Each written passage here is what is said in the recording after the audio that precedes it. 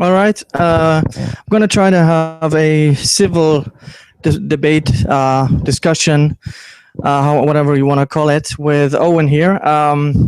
You did a debate with Workups, which I think spanned over 4 hours on his channel.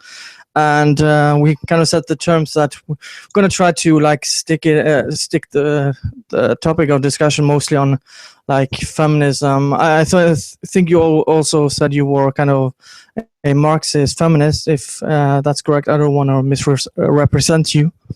That would be right. Yeah, so we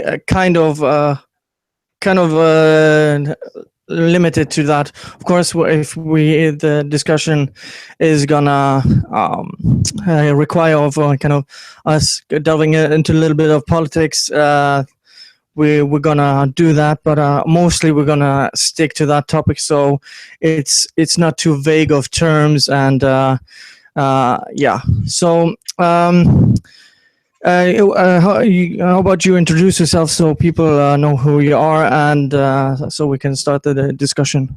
Yeah, sure. My name is Owen McDonald. I'm a Marxist feminist, as he said earlier. I'm not a YouTuber, but I leave comments occasionally.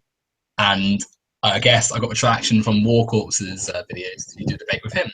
And that's sort of how the Andreidel found me and decided to do a debate with me. So I'm going to be arguing for feminism and, from my personal view, against the Andreidels. I'm presuming anti-feminist viewpoint, but yeah, that's pretty much all. Well, yeah, sure. I really wouldn't really call myself an anti-SGW, to be honest, but I'm not the biggest fan of feminism, to say the least. So yeah, I kind of don't like to label myself. If anything, I will label myself an egalitarian, but that's just a way of life, not an ideology or anything like that. So. Just full disclosure here. So we're kind of giving you the information so everyone watching now and afterwards, whenever you're watching this. So we have agreed to trying to keep this civil, not shout ad hominems to each other, and we're going to try the best to present our points and debate this. So I wanted to start out with feminism. I think if I remember correctly, the definition is the social, political, and economical equality for women, if I'm not entirely mistaken. And in the Western world, under the law, women already have everything. Or are equal to men, not everything. That would be a wrong term because every country is different. But why would you advocate for feminism still and say it's needed when under the law, at least, women have the have the same rights as men? Well, whilst you are correct in saying that laws exist to prohibit and prevent sexism from occurring in life, it's naive to say that equality has been achieved in social, political, or economic senses for women, because, well, all three are wrong on the count that equality hasn't been achieved. I mean, socially, it would probably be the starkest inequality, I would say, because you still see culturally problems for women in society which don't occur as frequently for men. So, for instance, look at the attitude around sexual health and sexual safety, which would be one example of where women have been given negative stereotypes and unfairly labelled through their gender. Political equality, you only have to look at the diversity of, say, the House of Commons or the Congress or the Senate to identify the misrepresentation of women, which is systematic, because, like, you look at how, if society was really equal, you would see a 50-50 split in the highest establishments and corporations. And the fact that you don't, and there's a curve which sadly prohibits women, so I guess the glass ceiling would be the term for that, shows that equality hasn't been achieved, because if the law can recognise that men and women are equal, why isn't that reflected through political establishments and through representation at the highest organisational level? Economic equality hasn't been achieved for still sort of the same reasons. Like you look at the proportion of earnings in the workforce, and men still earn more than women. And I know lots of people like to say the wage gap is a lie and stuff, and like to perpetuate that any statistics around inequality in pay is wrong. But if you look at the wages per hour, it's disproportionate. Men are paid on average more than women per hour, which is unfair. Like that's textbook unfairness, like inequality. And again, you look at the higher paid jobs, and there's a distinction in that it's dominated by men. So to say that equality has been achieved is like unfair. It's a wrong statement, because it is like you just look at society and it's quite clearly not been achieved through the misrepresentation and unfair footing women are still given, sadly, even though laws have been passed. Like it's still there. I'm sure you have to come back to that, so you go ahead. Okay. When it comes to the political equality, there are no barriers for women to enter politics, and there are plenty of female leaders of government, like Theresa May. We have in Norway, we have Erna Solberg, we have Merkel in Germany. And there's also been for South Korea, and Thatcher has been. I'm not going to list everyone because I frankly don't know all of them. And plenty of women are in government, but perhaps women are not as interested in government as men. That might be one of the factors. It's just life choices. And when it comes to the economical inequality, there are many most Western countries. I'm not going to say all of them because I don't know all of the laws in every country. It would be preposterous if I actually claimed that. But at least here in Scandinavia, I believe also in UK and in the US, there are laws that prevent women getting paid less compared to men.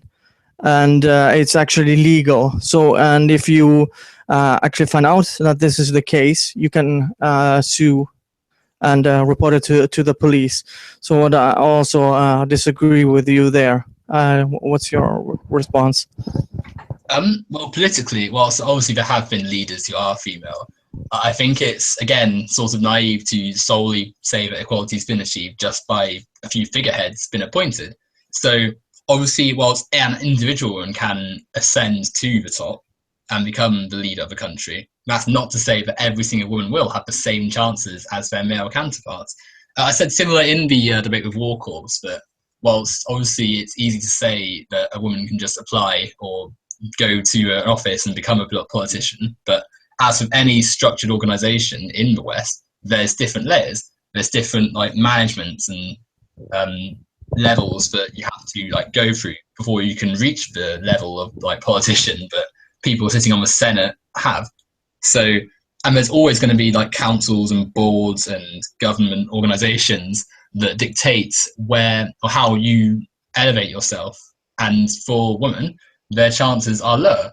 Hence why, whilst there have been a few notable female leaders like Theresa May, well not Theresa May, Margaret Thatcher, like Angela Merkel, like Dilma Rousseff, they're notable because their gender prohibits their chances still. It's more famous if you're a woman who's managed to reach that level, you're more likely to be famous because you've become sort of a figurehead for your entire gender.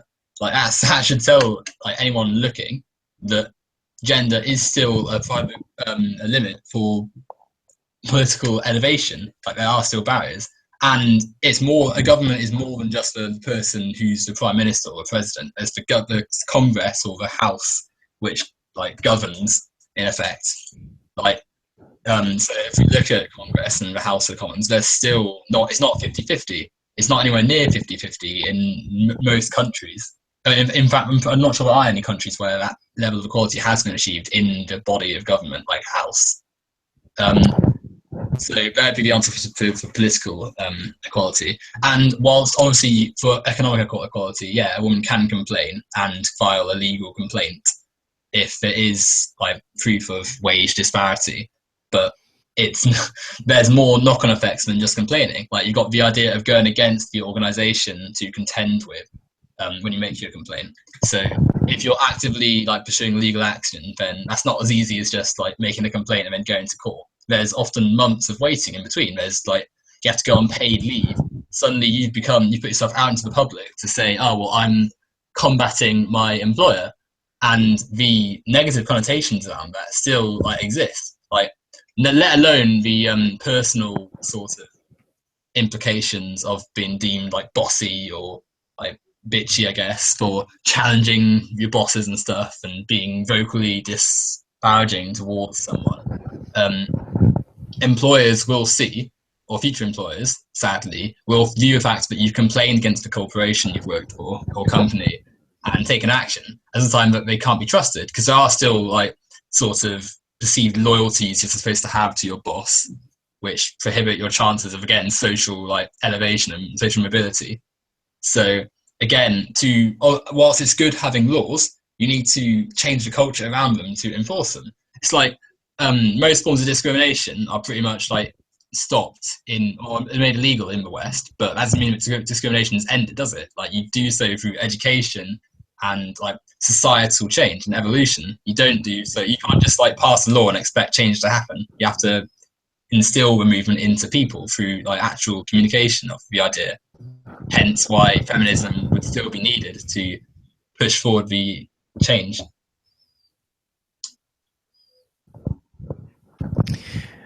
Yeah, but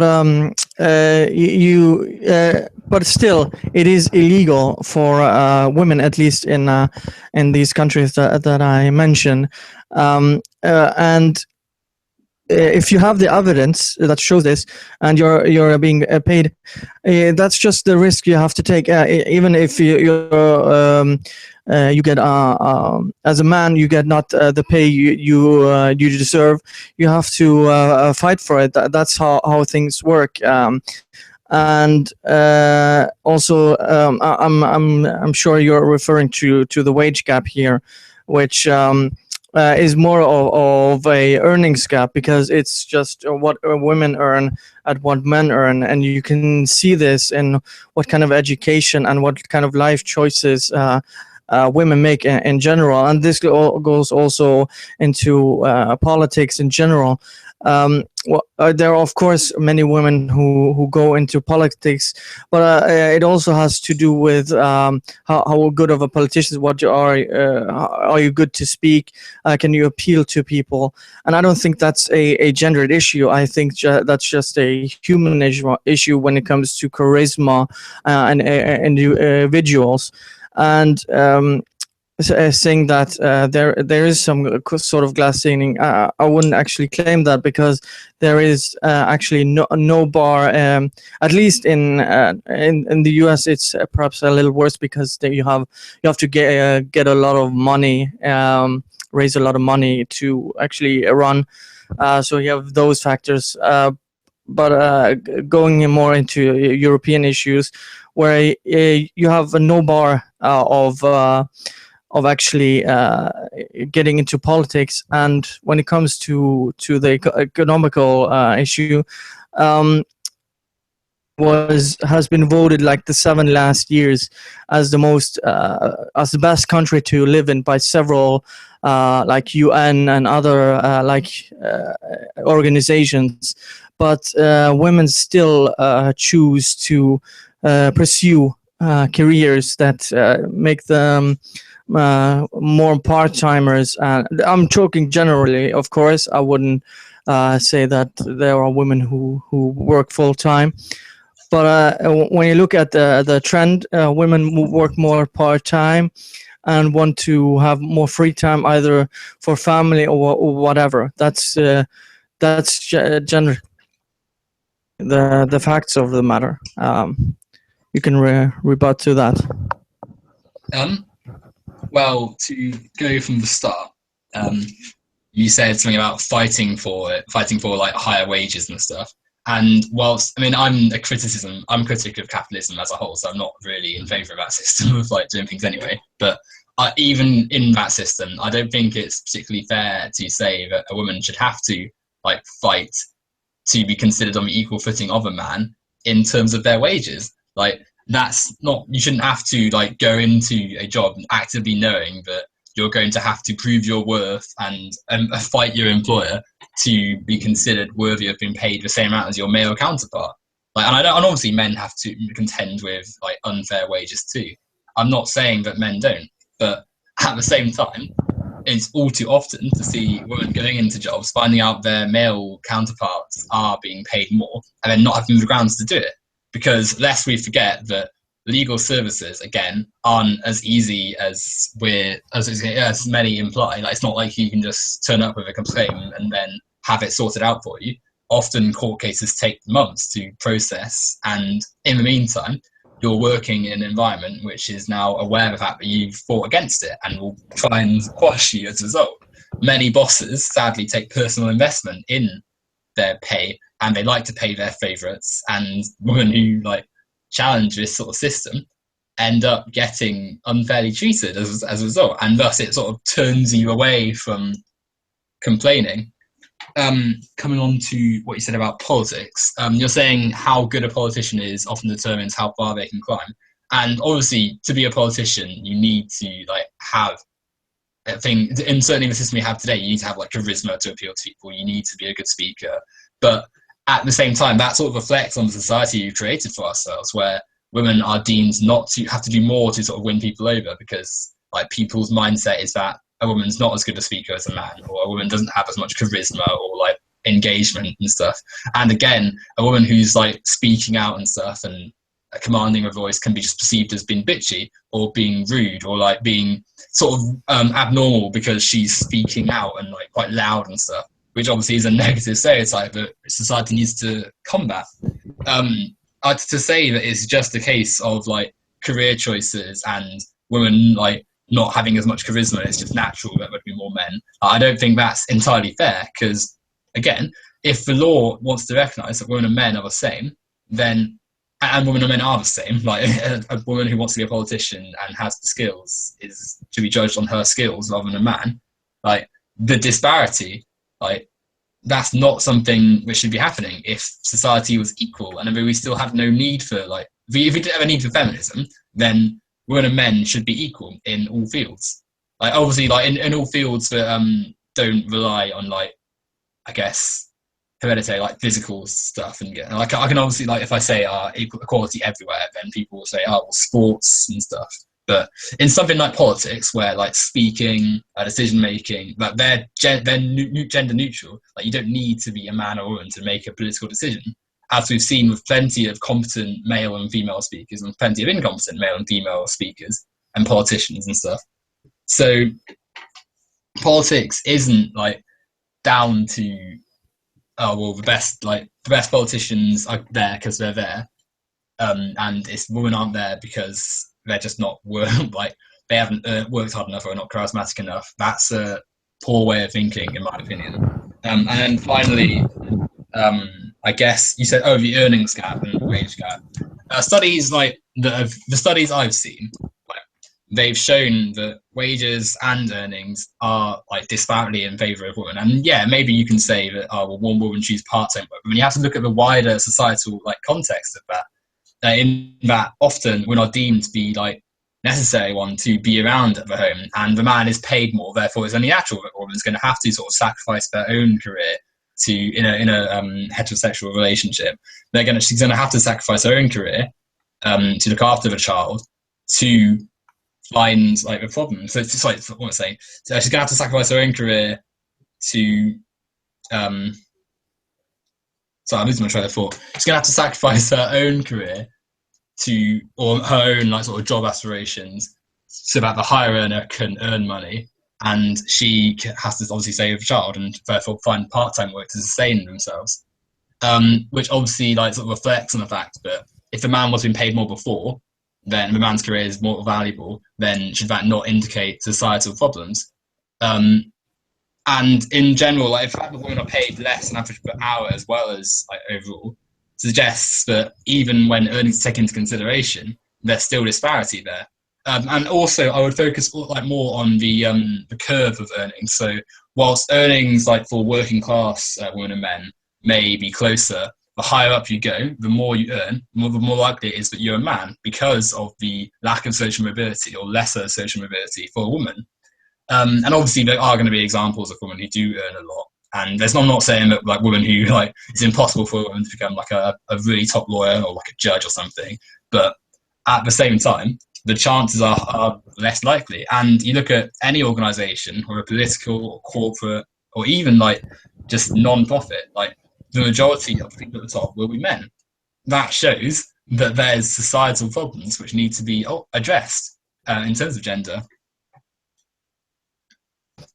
Okay, just to respond, you mentioned the court case where it's gonna be a burden, but that's the society we live in today, where we have to, if we're gonna take someone to task, we have to have the burden of proof, and in a court case, and if you find out that's the case, then that's how you have to solve it. If the employer is not gonna solve it that way, and a little bit of anecdotal evidence. Where I'm currently working, and there are 4 female or higher ups, and I even talked to a fellow colleague of mine who is a man, who is basically doing the same job as them, but is earning less than me and the females, because he has less experience and less years of work in his resume, which makes him earn less. That's where the discriminations, quote unquote, comes from, where people get earn less, and you also have to negotiate when you're getting the job. You have to speak up and negotiate for what you think you're worth. And when it comes to you said that I don't know which study you're talking about. I would we can do you can send it to me after the debate. Trying to search on it on air is kind of pointless, pulling up links and stuff like that. So I would just like a citation needed for that, but we can do that after the debate, and I can correct myself if I'm wrong there. But Sure. In general, as I said, women actually don't have I would actually claim they have more what you call it, social social mobility. I think you call it mobility. Sorry, because there is affirmative action in a few in like STEM, and you say they have affirmative actions for women and even minorities, where meritocracy isn't the best person for the job gets it, or for the college, basically. And that's where women have an advantage compared to a lot of men. And we also see this in college. I'm gonna give you the link afterwards as well on this. One second, I have so don't quote it wrong. I think it was 60% of bachelors are women, and 55% of women in colleges, I think it was in the US, just to be clear, are female. So men are actually the minority, and men might actually be in this generation less educated than their fathers. So I would actually dispute the fact that women have less mobility, and we also have to recognize that men and female are different, because we are we are biologically different. But when it comes to work, there is plenty of work which or all work should actually be looked at as the same and be paid the same, except for when it comes to experience. And we even give women or mothers a whole year off here in Norway, but the fathers only get 3 months off, and that's not always they even get those 3 months for paternal leave. I'm not gonna try to. Gonna let you respond soon, so I don't go on and on.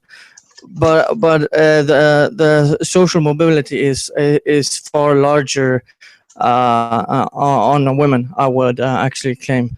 And I'm gonna let you rebut to this, and I think I'm gonna move on to my next topic. So go ahead. Yeah, sure. So to start off with social mobility, the fact that more women are going to college, and then there's less women, the earnings are still like disparatively favoured to men.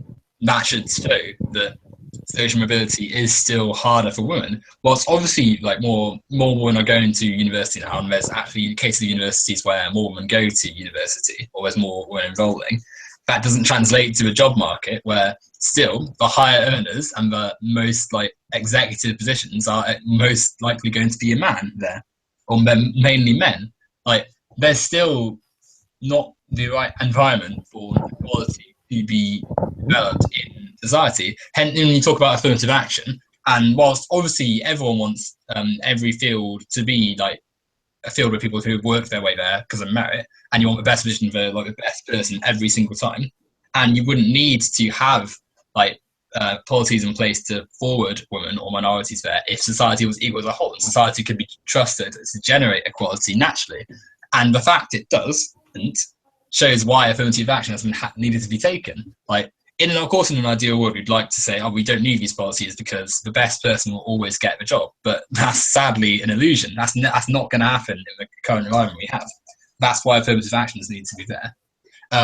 I'll say on paternity leave that feminists do actually campaign for paternity leave and have helped it to be established in countries, because another stereotype that feminists or feminism likes to sort of campaign for or fight against is the idea that a man can't like take time to look after their child, and that men can sort of take the traditionally role reserved for mothers. Because obviously feminism isn't about making women amazing and pushing down men. It's about the equality of the sexes. So where women have been given advantages and men have been given disadvantages, feminism will step in and combat that. It's not like, I think a misconception feminism gets is that it's simply about like making women like superior to men, when in fact no, it's about finding like equality between the two sexes. And obviously like most of them are in like against women. Like women are generally like less societally well off than men, but males have problems too. Like there's still things that men have to face, and feminism helps to combat that. Go ahead. It's only another quick thing. You said court cases, and you said it's the way society works. We have to provide proof. I'm not saying that a woman should go to like, a court case and just expect to like. Obviously, you need to have proof, but society, like the negative stereotypes are spoken about to women who do this, and to be fair, like men as well. But it's less like there's no negative stereotype about it being assertive for a man than there is for a woman. But also, and you mentioned women are worse at negotiating their like wages, which no, I didn't say. I said. You have to be able to speak up. I didn't see it's actually a thing with women, because I don't know each individual negotiating for the work. So I didn't say women in general. I just said, as I said, this male in my work who might not have negotiated his salary, so he got less than me. That's what I meant. Okay. Though I would add that, because obviously, as I've said, the higher you go, the more likely your boss or your employer is going to be male, and obviously a female speaking, and the fact we already discussed that female politicians have problems like coming across well because of negative associations to women who speak out. The same translates to the job market, where a woman who protests their wage and pushes forward has negative connotations, and obviously there are still people who are high employers and who do have a lot of control, who see a woman's role as being quite submissive, or being less, and is less. A woman shouldn't like speak out as openly as perhaps we should like see women doing if we want to fight for their wages. And I think the entire like wage market is flawed if we're saying that a woman has to fight to get better wages. Like that strikes me as like extremely like unequal if we're saying that, if we're acknowledging that there is equality but women just don't fight hard enough for it, or like women don't, or experience as well. Like experience is obviously important, but the fact that we've seen like the inequality not go away for such a long period of time, that we've been using like the system of capitalism, that should tell you there's problems there. And I know, like you said earlier, I've spoken for quite a while, so you go ahead. I'm gonna move on, but I forgot to mention this when I talked. But on average, also men work more than women. I think the number is like 32 hours for women and 38 hours for men on average. I might be mistaken. I don't have the figures on hand, but it's something that like this. So that you also have to take that into consideration when you promote someone. Yeah, I think we can move on to next topic, and it's something actually you mentioned, because men actually experience a lot of inequality when it comes to the family courts and just court in general compared to women. Because in most cases, even when the man is the breadwinner, or the person who earns the most money in the family, the female or the mother of the family gets to keep the child. It's even like this here, and you also have a lot of women not, or in 50% of cases, I think it was in the US, where even when convicted, they aren't incarcerated and have to go to prison, and men have 60%. No, sorry, women have 60% less of a sentence when actually incarcerated, and you have feminists who want to remove police in like black neighborhoods. In you have like people in Black Lives Matter wanting to remove police all entirely, and when I just can't agree with feminism on this, when a lot of the problems stem from things like let's say the Duluth model, which automatically makes the man the perpetrator.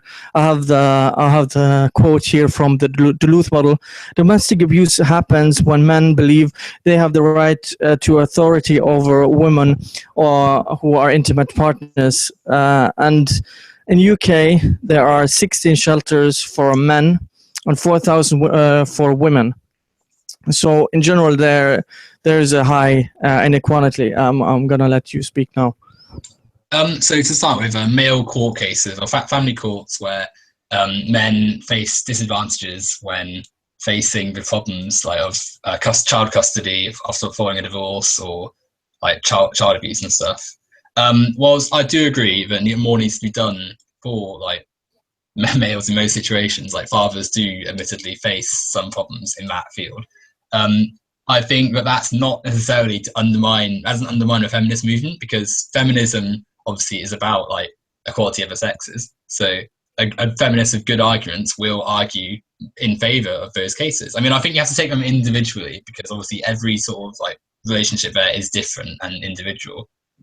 So it's important that you don't like cast blankets on like saying feminism that ignores this issue, because I think whilst there are issues which never like about issues that perhaps take more priority, obviously this is an important issue for a lot of people, so it's important that there's better judiciary like representation here, like, and problem solving. Again, feminism does say, or it's important to distinguish that feminism goes against the idea that men shouldn't be the primary like, or can't be the primary like contact with a child. Like a man can male like the central figure in a child's life. There's nothing wrong with that. And feminism sort of debunks the stereotype that a man can't do that.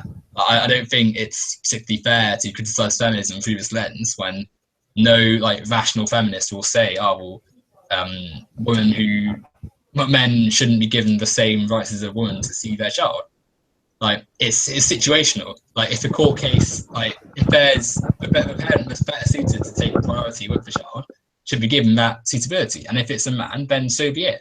I don't think that's necessarily criticism of feminism there, which like manifests.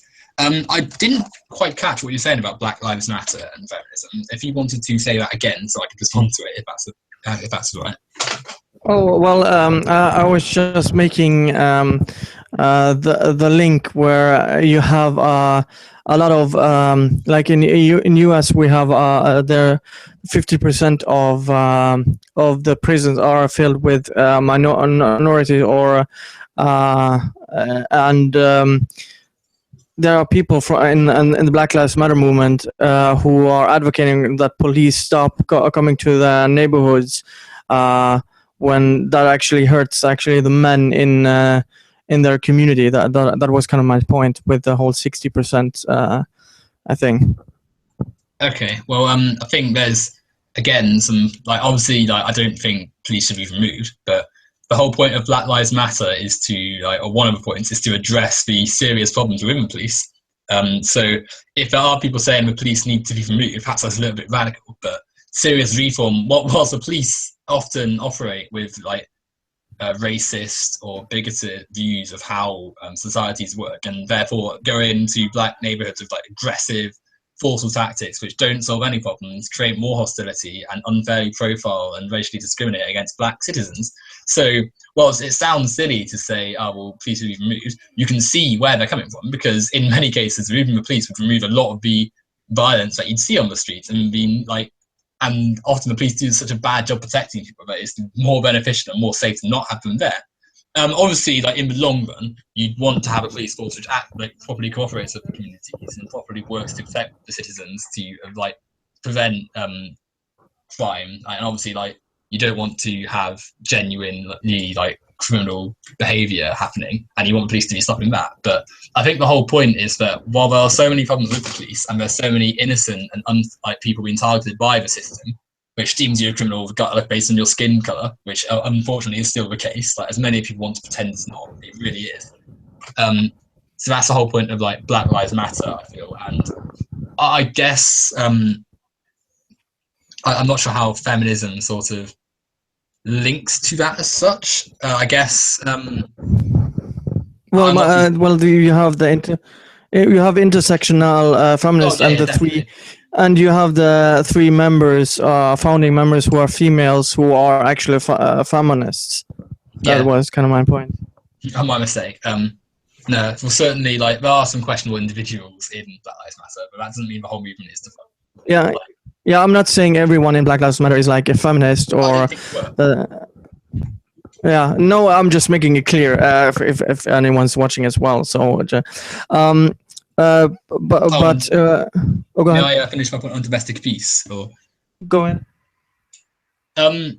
Well, domestic abuse, like the stat you produced about male shelters and female shelters, I think is quite an important one, because there's a similar thing with like rape as well. Like male victims of rape are often like there's loads of negative situations, connotations about that. I'm glad you mentioned that. Again, sorry. I'm glad you mentioned it. Go ahead. I was just It's important. I mean, feminism, like good feminism, the equality of the sexes, is going to address that as well. Like they want to debunk the idea that men who are raped are weak and stuff, and like pussies, I guess.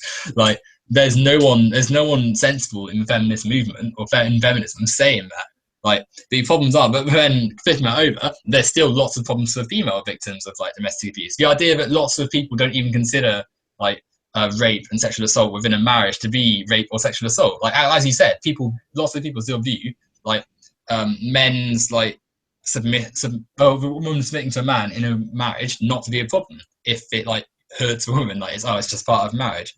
The fact that the stats are so high for like domestic abuse, and then wider than that, like sexual assault and sexual harassment. The fact these like there's so many instances of this happening in the West, which is supposedly like fixed equality and like produced equality between men and women, like show that feminism is still needed to combat this. Because whilst problems predominantly exist for women, and obviously we're not disregarding like men at all, because obviously like male rape and stuff still exists, but whilst these problems still happen, like you need feminism to combat it, because if you're not actively like fighting for change, how's change going to happen? Anyway, you go ahead.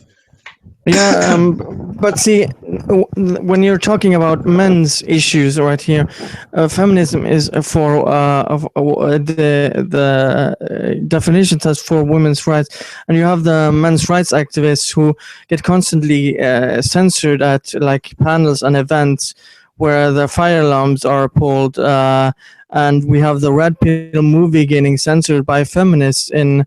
It happened now twice in Australia, where they stopped the movie from getting shown at events, and you have feminists doing the kill all men and masculinity, so fragile, toxic masculinity, waste his time, and things like that, which affect a man. And you have the Duluth model, which I quoted, which was made by feminists. I would actually agree to some of the points you made, which rape in a marriage should be, in a home should be looked at or treated as rape. I actually agree with you on that issue. But we see feminists saying one thing, and you have the male tears and kill all men rhetoric from feminism, which says the other thing. See, that's where me and most people have an issue. I know you debated War Corps on a lot of issues, but he's very crude and very loud, and he was drunk, so he probably didn't make the best points, to be honest. But you also mentioned sexual assault and harassment. Research actually backs your point, where this is only online, of course. I don't know the numbers in real life because I didn't check before the stream. But online, if women are sexually harassed or more. But when it comes to overall harassment and threats, men get this more from. This is from Pew Research, and you also have women who are, I think it was 55. Again, I might be quoting the statistic wrong, but it was the majority of women who actually harassed other women online. And this is kind of the issue I have with feminism. Now I'm not using collectively, because I wouldn't claim that you are going around trying to censor or silencing someone, but that's often what I see. So you have the bad eggs and in your movement, and I don't see a lot of good, to be honest. So you can reply to that.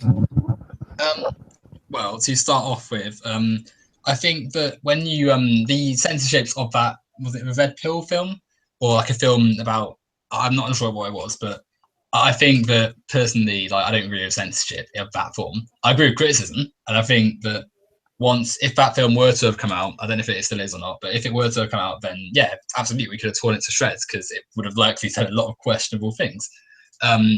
I don't agree with censorship like that, but I don't see that as a widespread issue within feminism. I don't think the movement is like debased just because a few questionable individuals exist in it and making silly like arguments within it. Like, for instance, for like people like individuals like War Corps or Bearing or whoever else is identifying as an anti-feminist, it wouldn't be fair for me to criticize them by saying, oh, this anti-feminist is a rapist and in prison now. Like, I wouldn't use another group to criticize them when their own arguments can be criticized individually. Obviously, like, people saying things like kill all men and like saying that women are better than men and stuff, like, it's easy for feminism to be argued against by using them as the example. And I think it's important to, I know you said that I've gone over this before with war calls, but you need to distinguish that they don't represent the movement. Like they're not like good advocates for feminism if they're saying things like kill all men. And I can, through the lens of that feminism sort of gained on YouTube, I can absolutely see why people would be turned away. Because if all you knew about feminism was derived from people who've made like entire careers out of like debunking it and stuff, then yeah, you probably would be turned away from feminism. But I don't think they're good advocates for their own like ideologies, because as people have shown, people like, for instance, to use one example, Sargon of Akkad have been shown to deliberately or unintentionally like misread information of their own like studies they've used. They've been shown up in like conversations with feminists, like not even like, it's like we're having a like civil debate now, we're talking easily, like Sargon of Akkad debated Christy Winters and like was shown up essentially for talking rubbish. Yeah, well, I don't want to cut you off, but I would actually agree. Sargon didn't actually do the best of job, so I would actually agree with you there. Now he did make a few good points, but I would actually agree he wasn't actually having the best arguments against Christy Winters. So yeah.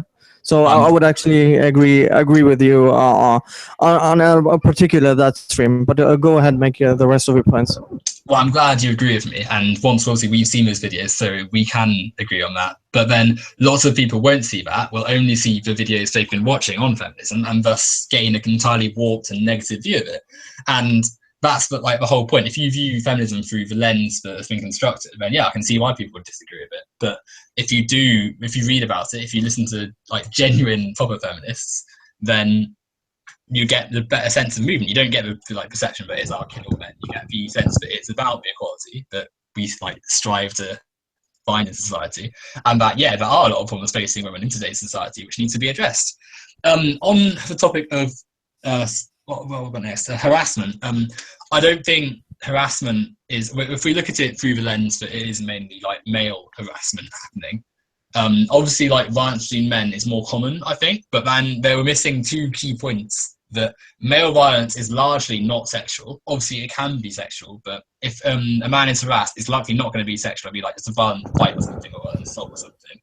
And you have one issue. Sorry to interrupt you again, but just to say this, but you have the high statistic of male rape in American prisons, where that happens. That's the only instance I can think of where that actually happens. But go ahead. I mean, I'll come on to prisons in a bit because it's a little bit different with prisons, because obviously they're like more male criminals than female criminals. But yeah, harassment between men, like people recognize that like fighting and violence and assault is bad. A lot of people don't think sexual harassment is a problem. And obviously, if we look at the internet stuff, I'm gonna like obviously things like that are more easy to distinguish. But lots of people don't see that something like catcalling or like things that you wouldn't necessarily perceive to be harassment on first glance are harassment and aren't acceptable. And you only have to look at recently, like there was an article on the Guardian essentially questioning why the focus around sexual assault was on talking women into defending themselves and stuff, and like essentially placing all the efforts and requirements at the feet of women, the victims, rather than the perpetrators of the violence. You have to look at that to see that a lot of the talk around sexual harassment is engineered at the wrong place. Like all too often people ask, could this person have done more to prevent the harassment, or why was this person in this area wearing those clothes and stuff, rather than saying, well, why has this person like got the idea in his head that he can just speak to women like that on the street or harass them or assault them. Like there's still sort of a culture of victim blaming, like in a way. And again, when people hear that, I think people instantly think, you're saying that rape victims are laughed at and stuff. And obviously, like society isn't openly like decrying rape victims, but there's still an air of like this woman could have done more to prevent their assault, which we have, which sadly, it was like it needs to go. Like that's the inequality people are talking about when they're like discussing feminism. And you only have to look at the amount of news like shows or news coverage which has invited these people on to discuss and air their views, which then gives normalization to loads of other people watching that sexual assault can be prevented by the victim, or that some of the blame of rape lies with the rape victim. Like there's still drastic like inequality. Like you wouldn't see after like a burglary that a burglar advocate coming on saying like, oh well, you know, if they didn't own so many possessions, they wouldn't have been robbed. So why is it the same with rape? Why is it, oh well, this person should have like thought about how they presented themselves? Like there's the inequality that people are talking about. Anyway, you go ahead. I was speaking quite a bit. So. Yeah, if you hear me typing, it's because I have to write some stuff down you say so I can actually remember them. Because we're going, we are rebutting each other's points. So, you say feminism, it's not censoring, but you said genuine. That kind of sounds like the no true Scotsman fallacy. By saying these people are the genuine ones and these aren't the genuine ones. Oh, when you brand yourself with feminism, you have to take the good with the bad. So when feminists did the Equal Pay Act in US, for example, in 1963, which second wave feminists advocated for, you have to take the good and you have to take the bad with what I mentioned. And I'm just clarifying. You said the people opposing feminism are an ideology or have an opposing ideology. Well, just to clarify. Or like anti-feminist arguments, I guess, or the idea that feminism is not needed. Yeah, see, I would say you're wrong there, because there's no ideology there, to be honest. It's just criticism of feminism in general. And nobody in the anti-SJW in the community are really like coming together. Of course, there are like collaborations. I would be an idiot to say that doesn't happen and people talk to each other.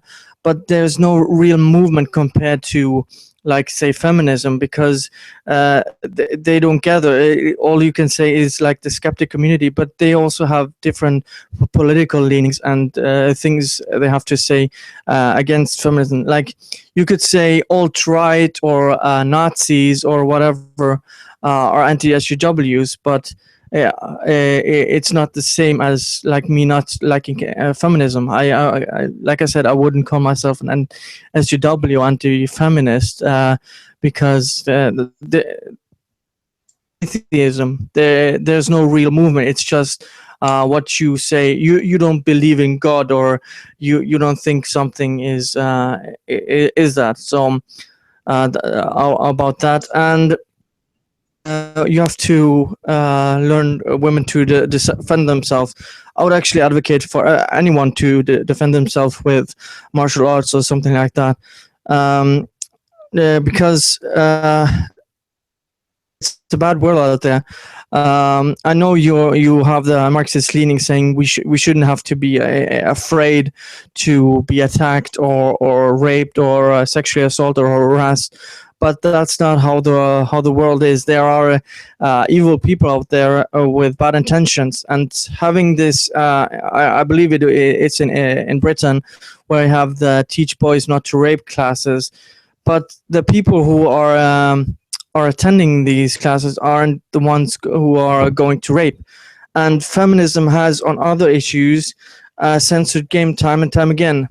Now, are you familiar with Gamergate? Sort of. And like I know about Anita Sarkeesian and stuff. I'm sort of aware of Gamergate.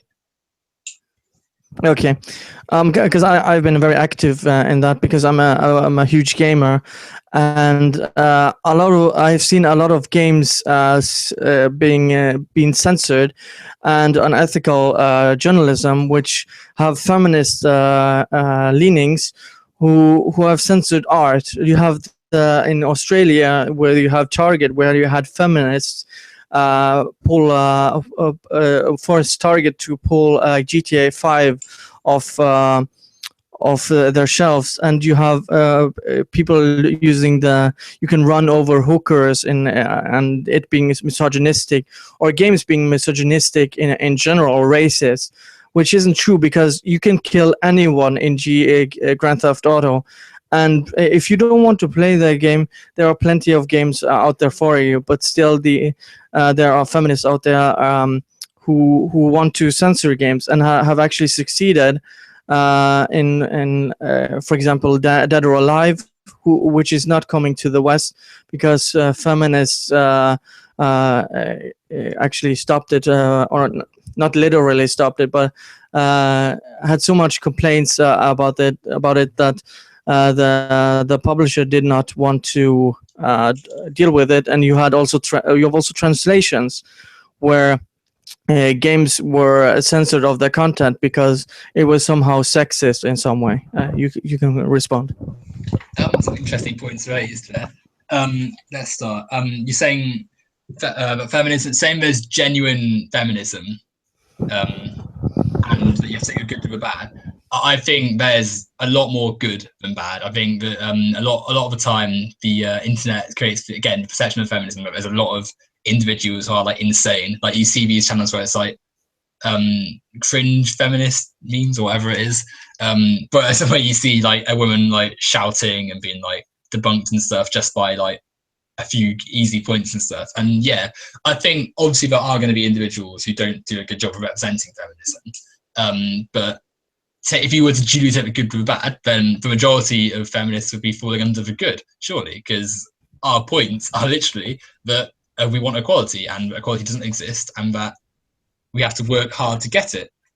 And that's the, like, I guess the only argument I can say to that. We need the good with the bad would be like most feminists don't advocate for like reducing men's rights or killing men or whatever. Like it's only a few like crazy individuals. Like every movement's going to have some like nut jobs coming along and sort of taking their stance on it, but you have to just ignore them and look at the wider points. Coming on to anti-feminism, anti-SJWs being like not a movement in your idea, just criticism of feminism. Whilst I don't think that you're the sort of person to say like anti-SJW like movement and stuff, I think that if you look at the sort of crowds or groups of people who do like look at feminism as something that needs to be fought against and stopped, and there's people who call feminism just propaganda and they need to like properly stop it. I think that it is fair to say that there is that sort of crowd and group. I do agree that it's silly to sort of equate being alt-right and being a Nazi to being anti-SJW, but I will say that there are a lot of that to be clear, it was a bit hyperbolic to make the extreme example. Go on. I mean, I certainly don't think criticism of anyone who criticizes an SJW or a feminist. I mean, I don't particularly like the term SJW to begin with, but criticism of SJWs in quotation marks and feminists doesn't equate to being an alt-right or being a Nazi, obviously. But most alt-rights and most Nazis won't stand with feminism, is what I would say to that. I mean, certainly, I suppose we go a bit political if we go into alt-right too much, but it's no surprise to me that feminism is often criticised by these groups because I mean, they don't even recognise that there's problems in society full stop, let alone that there's still more to be done with feminism. And I'm going on to self-defence and harassment. Obviously, it's important to be aware of the world around you. Like, you can't expect in today's world just to, like, have no, like, problems at your door and just to be able to walk around anywhere and be safe and stuff. But my problem is, or feminism's problem is, that too much of society is engineered towards telling women that they should do things to protect themselves from harassment. Almost that harassment is an inevitability in some circumstances, rather than like addressing harassment as what it is and like combating rape and assaults and stuff from like through education and communication. Because again, I think a lot of the problem is that most people aren't going to say, "Oh, well, I'm a rapist," or "I would rape" or something. Obviously, people aren't going to say that. Obviously, you're going to have a few individuals who would, who are, again, the like lesser of society. But there are people who don't get any views or any opinions that question harassment and say that, oh, this is wrong. So you end up people growing up thinking that it's okay to like openly yell like obscenities at women and stuff, and like catcall and stuff, and think that it's not an issue and think there's no problem there, which represents a problem because obviously you're harassing women in many cases or making someone feel uncomfortable or devalued for their gender. So that's where I would say that like just saying, oh, learn like self-defense and like defend yourself is not an actual solution to the problem. Like you have to look at society as a whole. If we're seeing like so much harassment, to say, well, oh, why is this still an issue? And the answer lies in the lack of education and awareness around it. And we can tie that to like sexual education, because I mean, obviously the sex ed does exist, but it's laughable in some cases. Like it's not taken very seriously. I still think there's a lack of like awareness around like sexual health in many cases. Like you only have to look at the fact that in my country, the government does not consider tampons to be an essential item. So you have VAT even on tampons, which I don't think is particularly like good. That shows you how women's sexual health is still like mistreated by people. To come on to the landmine that is gaming and Gamergate, I thought you raised some good points with GTA. I mean, I have a conflicted stance on that, because I feel as though GTA, for instance, it has like the way it represents women in some cases is questionable, like the female characters, but at the same time, like, I don't think it's the sort of game where you can say that running over hookers or running over prostitutes is sexist. I think that in that particular example, Australia is quite a conservative country, so it doesn't surprise me that there were people, or feminists in quotation marks, who would say, oh, we'll take it off the shops. I think that whilst games, like, I don't think a game on its own is designed to be sexist or racist. I don't think that an individual development team will say, oh, we want to devalue our women, so we'll put them in skimpy outfits and like make them all dumb and stuff. Like, obviously, that's not the case. But if you look at the tropes, I think that it's important to like consider that, why are the majority of women in games that are made a certain way?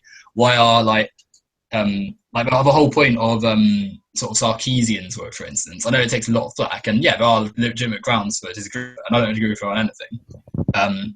But at the same time, like, you have to question why, like, women, when a woman is in a game, there are traits that she will fit into.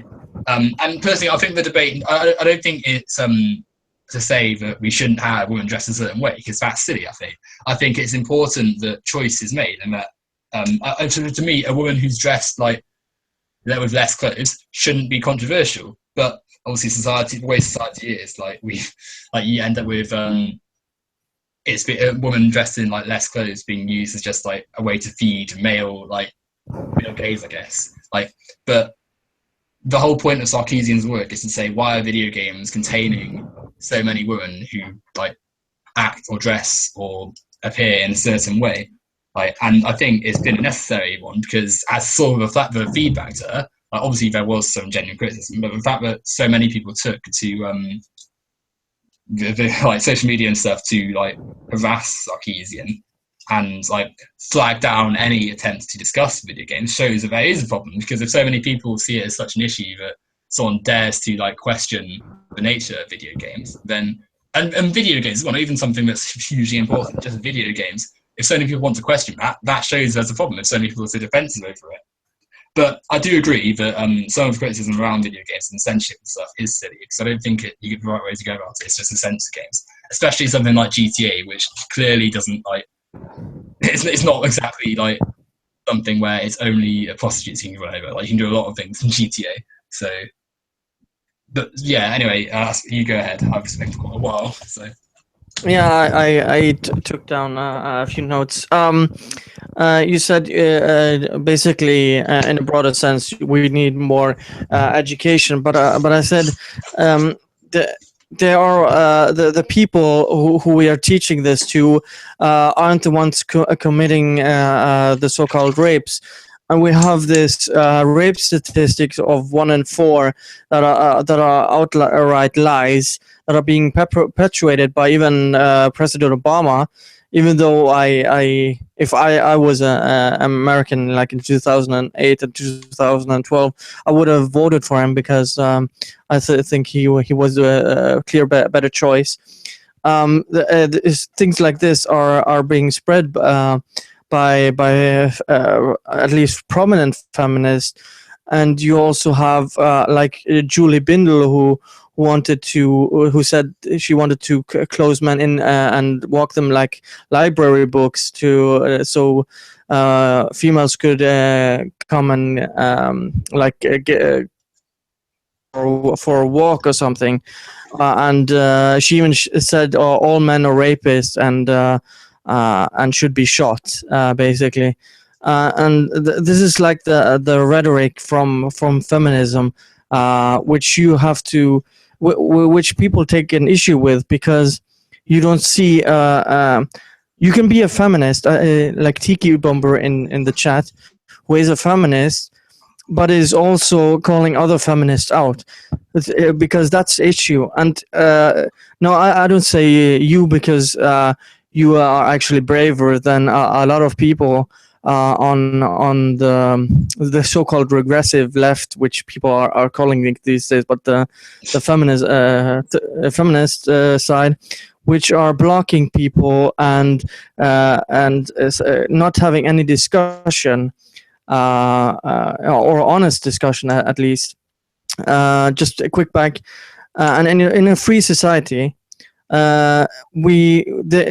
it's a risk we have to take when we step outside the door. There could be an airplane that drops on our head, or it could be someone stabbing us. Rape is part of what a free society is. We can do more or to stop them, because one rape is one rape too many. I completely agree. But to say it's just pure education, I don't think that's just the only solution. And victim blaming, I don't think anyone is victim blaming a rape victim. There are, of course, instances where this happens, but I don't think in general people victim blame women who get raped, because if you wear wrong clothes, you have a harder time to defend yourself, because it's like a lion seeking the weakest in the herd, basically. So it's sad, but that's how it is. We have to take precautions, even as men, because men are actually the majority of murders in the world, or in the West at least. And when it comes to like the games, see, with Anita Sarkeesian, I would actually like to hear what she has to say if it was honest, but it's not. Her sources she has stated, and a lot of her work is actually has no relation to her to what she's criticizing, and she has been debunked many times. I could do a video on her debunking the games I've played, and actually say why she's wrong. I mean, she did the Hitman thing, which she cherry picked, and actually lied, and she has stolen video footage. And we even had, I don't know if you're familiar with the Crash Override network, but there was a leak which actually confirmed that there wasn't, there might have been actual harassment, but the majority of the harassment which was shared in the press was a lie, even admitted by her close friends who are supposedly sharing this to other medias, which is a anti-harassment thing. And for anyone who is doubting this, you can search the Crash Override network leaks. And even Wham, if there's any doubt, Gamergate never harassed when there was almost half a percentage of the tweets Wham, Women Action Media, I think it's called, said less than a percentage, almost half a percentage of the tweets in Gamergate were harassing towards her or people in general. So this has been debunked many times, and even in the Hitman, which he said women are treated in a bad way, because there's one level, so to speak, where you can kill strippers.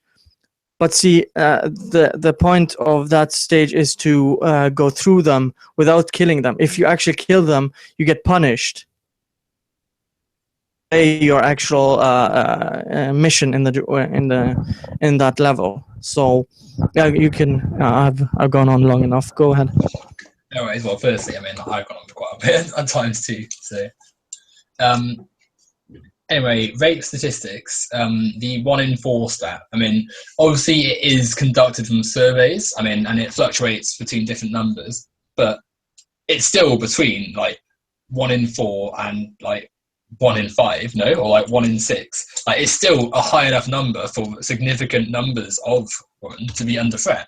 And the numbers of if that's only like rape, if you include like assault and harassment, which are obviously not as bad as rape, but it's still like sexually formed like discrimination, it increases. Like, and you only have to look at the consistency of these numbers across like the globe to sort of see a problem. The fact there's like 1 in 3 assaults worldwide should say still, and obviously that includes areas that are less like developed than the West, but there's still problems which feminism needs to address on that front. On a brief overlay, Obama, you're right in saying, was the better choice, like in 2012. I mean, me personally, like, obviously I've already said I'm a Marxist, so I wouldn't like, I don't particularly like Democrats or Republicans, but I would never vote Republican over Democrat. Like, I could never vote Republican. That's pretty much me.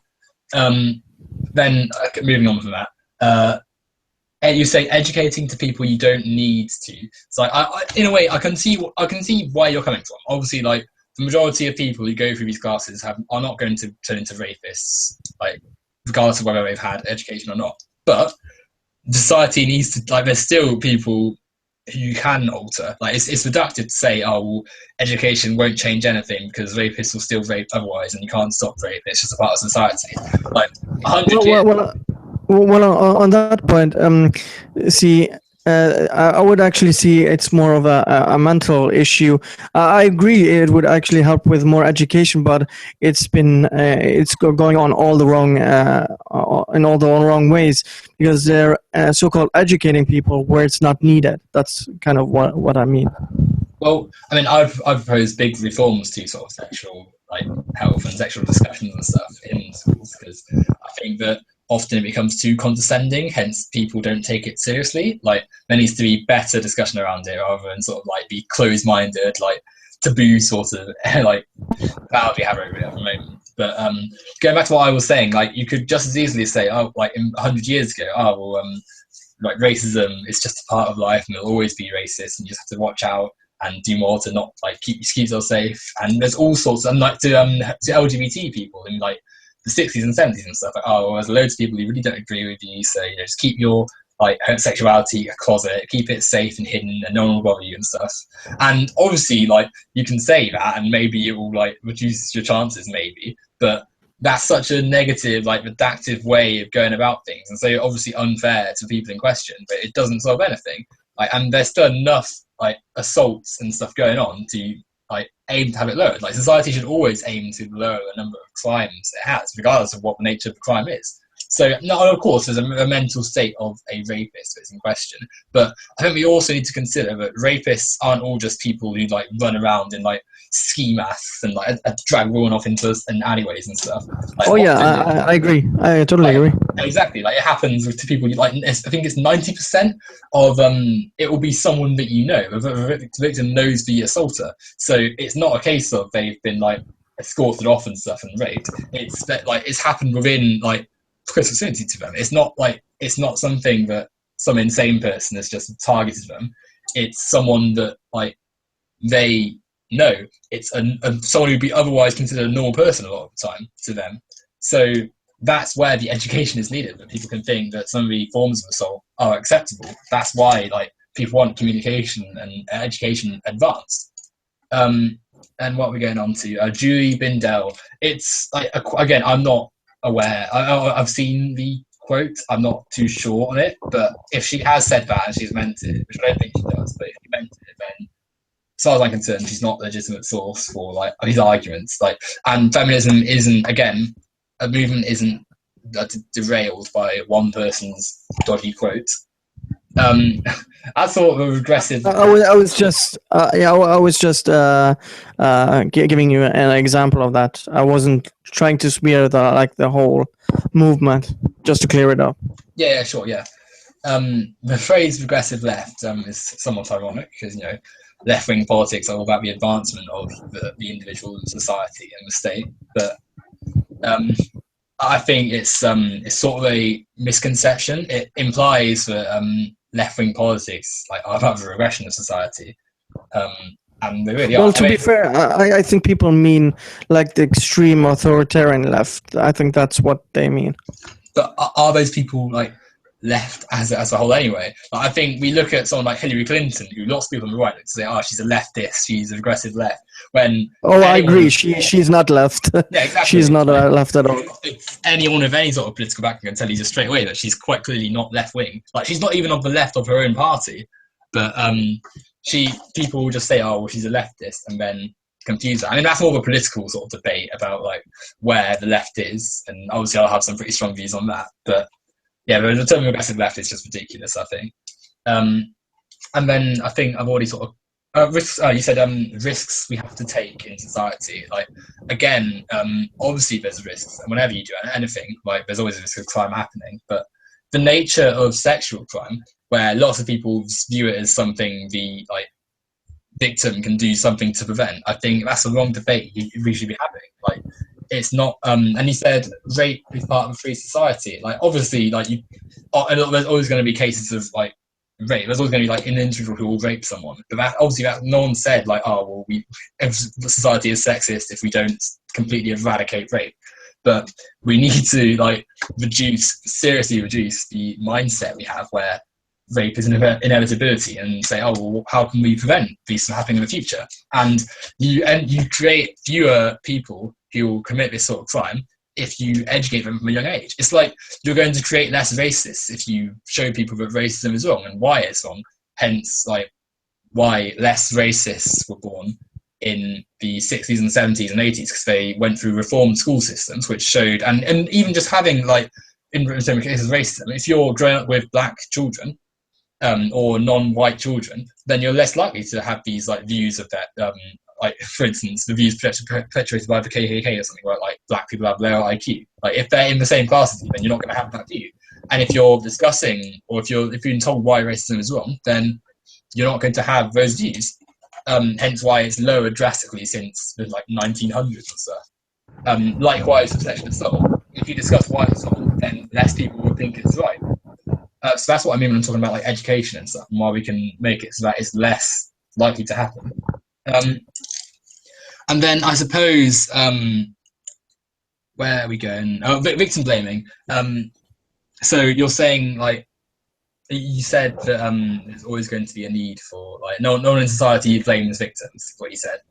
Or no one really does. But I think, obviously, people aren't saying it's your fault if you rape directly, but you look at, I read a study, which again I'll send to you at the end, but essentially like looking at how the police dealt with rapes and the attitude around that, and in often cases it's really bad. Like, often police will just say, oh, you'll have to deal with it yourself, if they don't deem the problem serious enough.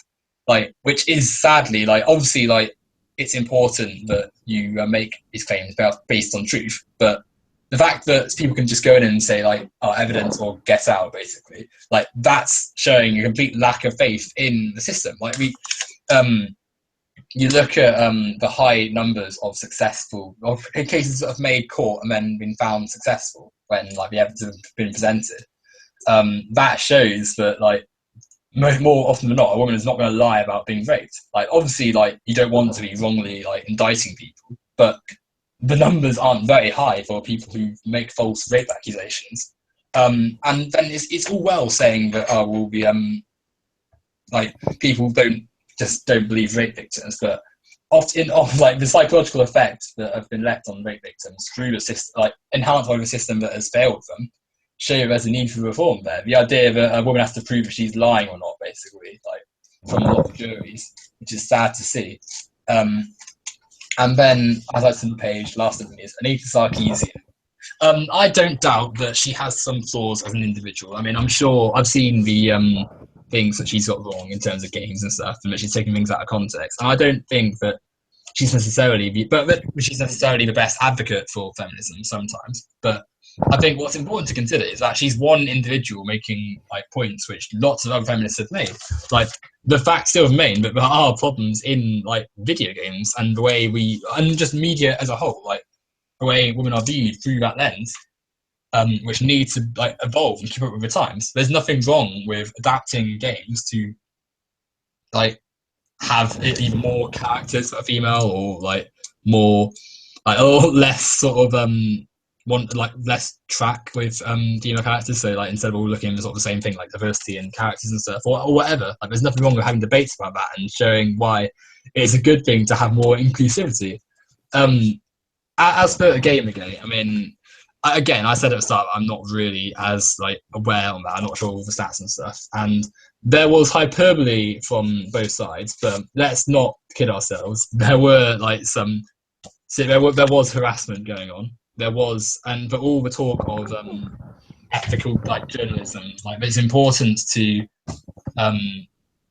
like if a better debate needs to be had, I think, from it. But again, I don't want to focus on it too much because I wouldn't like I'm not too aware of what was going on. But I've just seen something in the chat actually. Anita shames women for acting independently. I think that it's important to remember that feminism, like it's choice. Like the way Owen dresses should be choice. I just think that all too often in video games, it's like you have a character written like she's wearing be like basically nothing, but it's like, oh, it's my choice to express myself like this. And yeah, maybe it'd be more believable if the same thing didn't happen in like loads of other games too. Like the you shouldn't have to have a character who always has to like, or the only way you can present your female characters is through like a sexy body and stuff. And the society's view of what an attractive body is as well. Like that thing has to sort of point that's been made. Not that like you shouldn't have this, but like there should be like better reasons for having it than just it gets male players horny or whatever. But anyway, you go ahead. I've spoken for ages. I saw someone mentioning this because Anita does denounce like choice feminism, and she went to the end with Zoe Quinn and said that a cyberbully or saying you suck is basically the same as real life violence.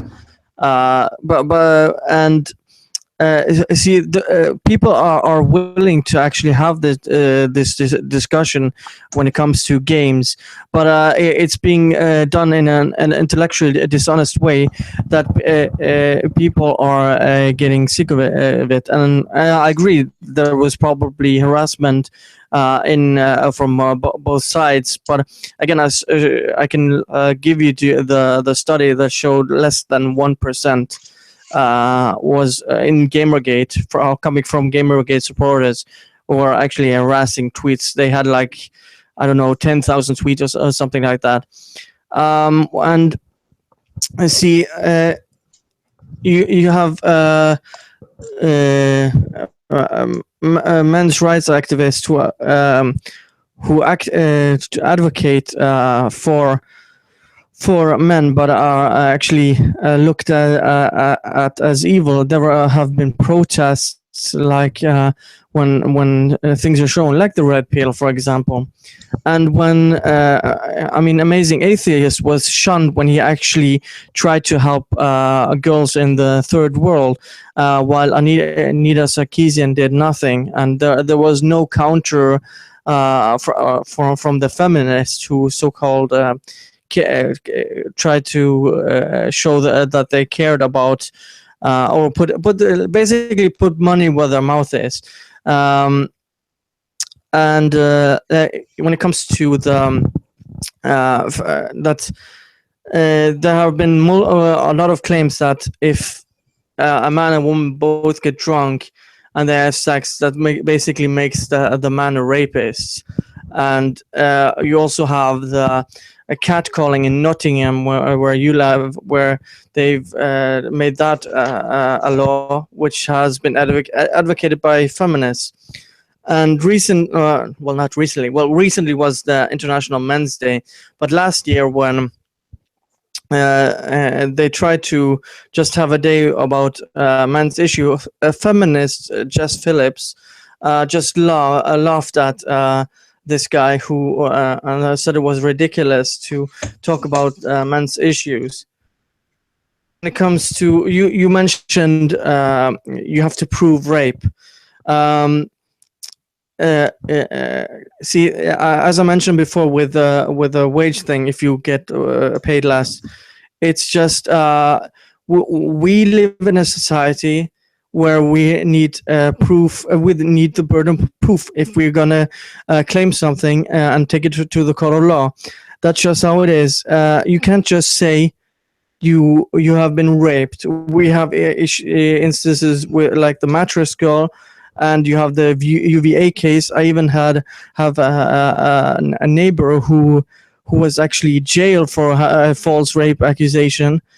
False rape accusations actually ruin men's careers and life, because they lose the jobs, and more often than not, the people or the women making these false rape accusations get off scot-free. They don't get like defamation cases against them.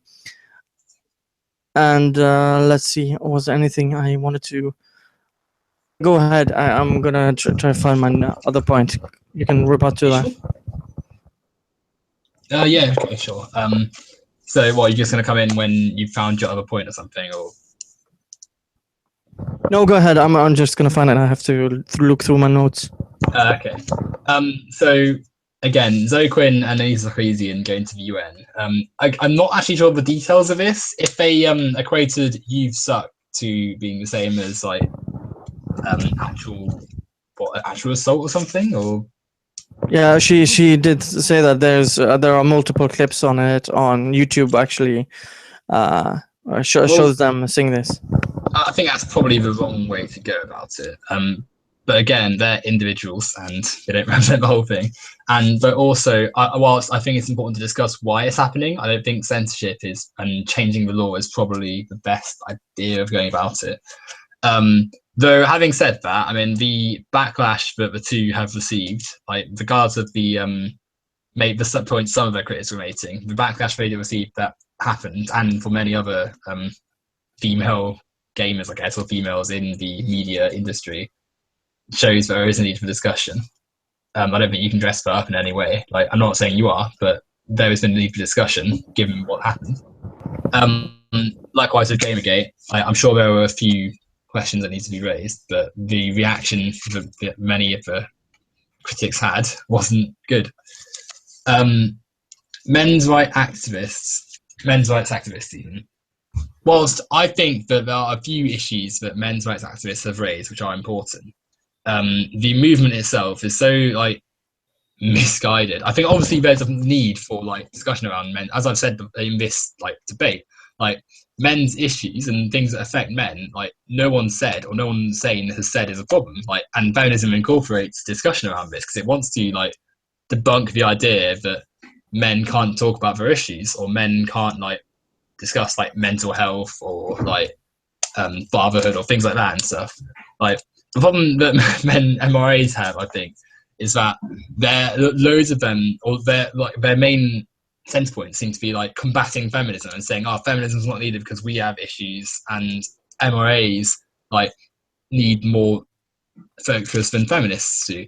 Like, which sort of makes no sense because feminism only like is about both sexes and the equality for men and women on different scales. So in many cases for men, but then you're losing people who would otherwise speak about your issues. Were you not claiming that their issues were irrelevant and stuff? And having seen clips of some of their conferences and where they're literally like using terms like dyke and slut to talk about like women, and getting a woman up there as essentially like tokenistic figures to like validate their movement somehow, as though like just having a woman there somehow makes you not a sexist. Like they're essentially. Could you repeat that, because you kind of dropped out a little bit? Sorry, where do you need to go from? Where did I start to drop out? Like the 10 last seconds, because I couldn't hear anything. Okay, sorry. So when I'll talk about MRA conferences where they like essentially insult feminists, call them sluts and dykes or whatever, like, and then they'll have like one woman there to sort of speak out against feminism too, as though having a woman there just somehow makes you not a sexist because I know a woman, therefore I'm not a sexist. So that would be my criticism of MRA. It's like their entire movement, like it's not a good way of illustrating their issues. Like if they wanted a proper debate, then they wouldn't be lashing out against feminism when feminism helps like talks about the issues they're talking about and does so better than the way they do. So then we go on to the amazing atheist, who, I mean, from what I've seen of him, he seems a deeply unpleasant individual, I have to say. Well, just on this point, like, I think he's a narcissist and a greedy fuck when it comes to candid, which I have voiced my opinion on various times because it's deeply unethical. But I'm specifically talking about this charity. Like, I'm not the biggest fan of Amazing Atheist now lately myself, because he lately like asked for $3 for him to commentate on Ghostbusters. So he's a greedy fuck. But I'm serious. That's retarded to put it in those in that harsh language. But I'm specifically talking about this this charity, regardless of what you think of Amazing Atheist, because I think he as I said, I have my strong opinions on him. Well, we only have to look at his videos where it's just him like claiming that feminists are like wrong and stuff, and endless videos about like how a minority or woman or whoever like is wrong and stuff, and they shouldn't be voicing their opinions, or like they're saying their opinions is wrong and stuff. Like that's the entire nature of his channel, in my opinion. And plus, I mean, I'm an atheist, and to be honest, he gives atheists a bit of a bad name, to be honest, because if you want to learn more about atheism and you type in atheist onto YouTube and he pops up, then it could scare someone off, to be honest. I mean, his channel is very much like, it's not a good channel. As you said, he's also just he's narcissistic and somewhat greedy. But if what you're saying about his charity appeal or like his funding was true, and obviously that's a bit silly, but again, like his stance on so many things, I'm not surprised feminists criticize him, because he's got a lot of questionable views and points, as well as being a dreadful individual to go to for arguments of that nature. So then next, I've got drunk sex. If a man and a woman are drunk and they have sex and we're both fine with it, then I don't see a problem. The problem comes if the woman says no, or if someone says no, rather, and the other person doesn't stop, then yeah, that's rape. Like, it doesn't matter if it's hard, then tough, isn't it? Like, it's still rape if one party doesn't like it. I mean, if they've both consented, then that's fine. But if there's not consent, that's rape. Like, that's as simple as that. Good, we agree on that at least. That sex without consent is rape. Yeah, no, you have to both have to be consenting. Otherwise, if one party does not consent, it's rape. Yeah. Yeah, definitely. Rape is bad. Pretty much. And next I got written here. Going on to the next point. Jess Phillips. I've seen the clip of that. That's a bit like, I think she must have like thought that the men's rights that you were talking about, MRAs, I think. Again, I'll come back to it. The individual does not dictate the wider movement. And obviously things like men's suicide rates and like male depression and things, they're obviously important topics to discuss. And I think that there was misunderstanding, but obviously it's important to talk about things that affect that too. And like I've said, feminism makes it easier for these things to be discussed because they negatively like combat male stereotypes, such as like a man can't appear weak, or but discussing emotions makes you weak, and discussing things like depression makes you weak. Like they're things that feminist arguments would deconstruct, because they deconstruct the idea of a man having to be strong and emotionally like resolute and solid and stuff.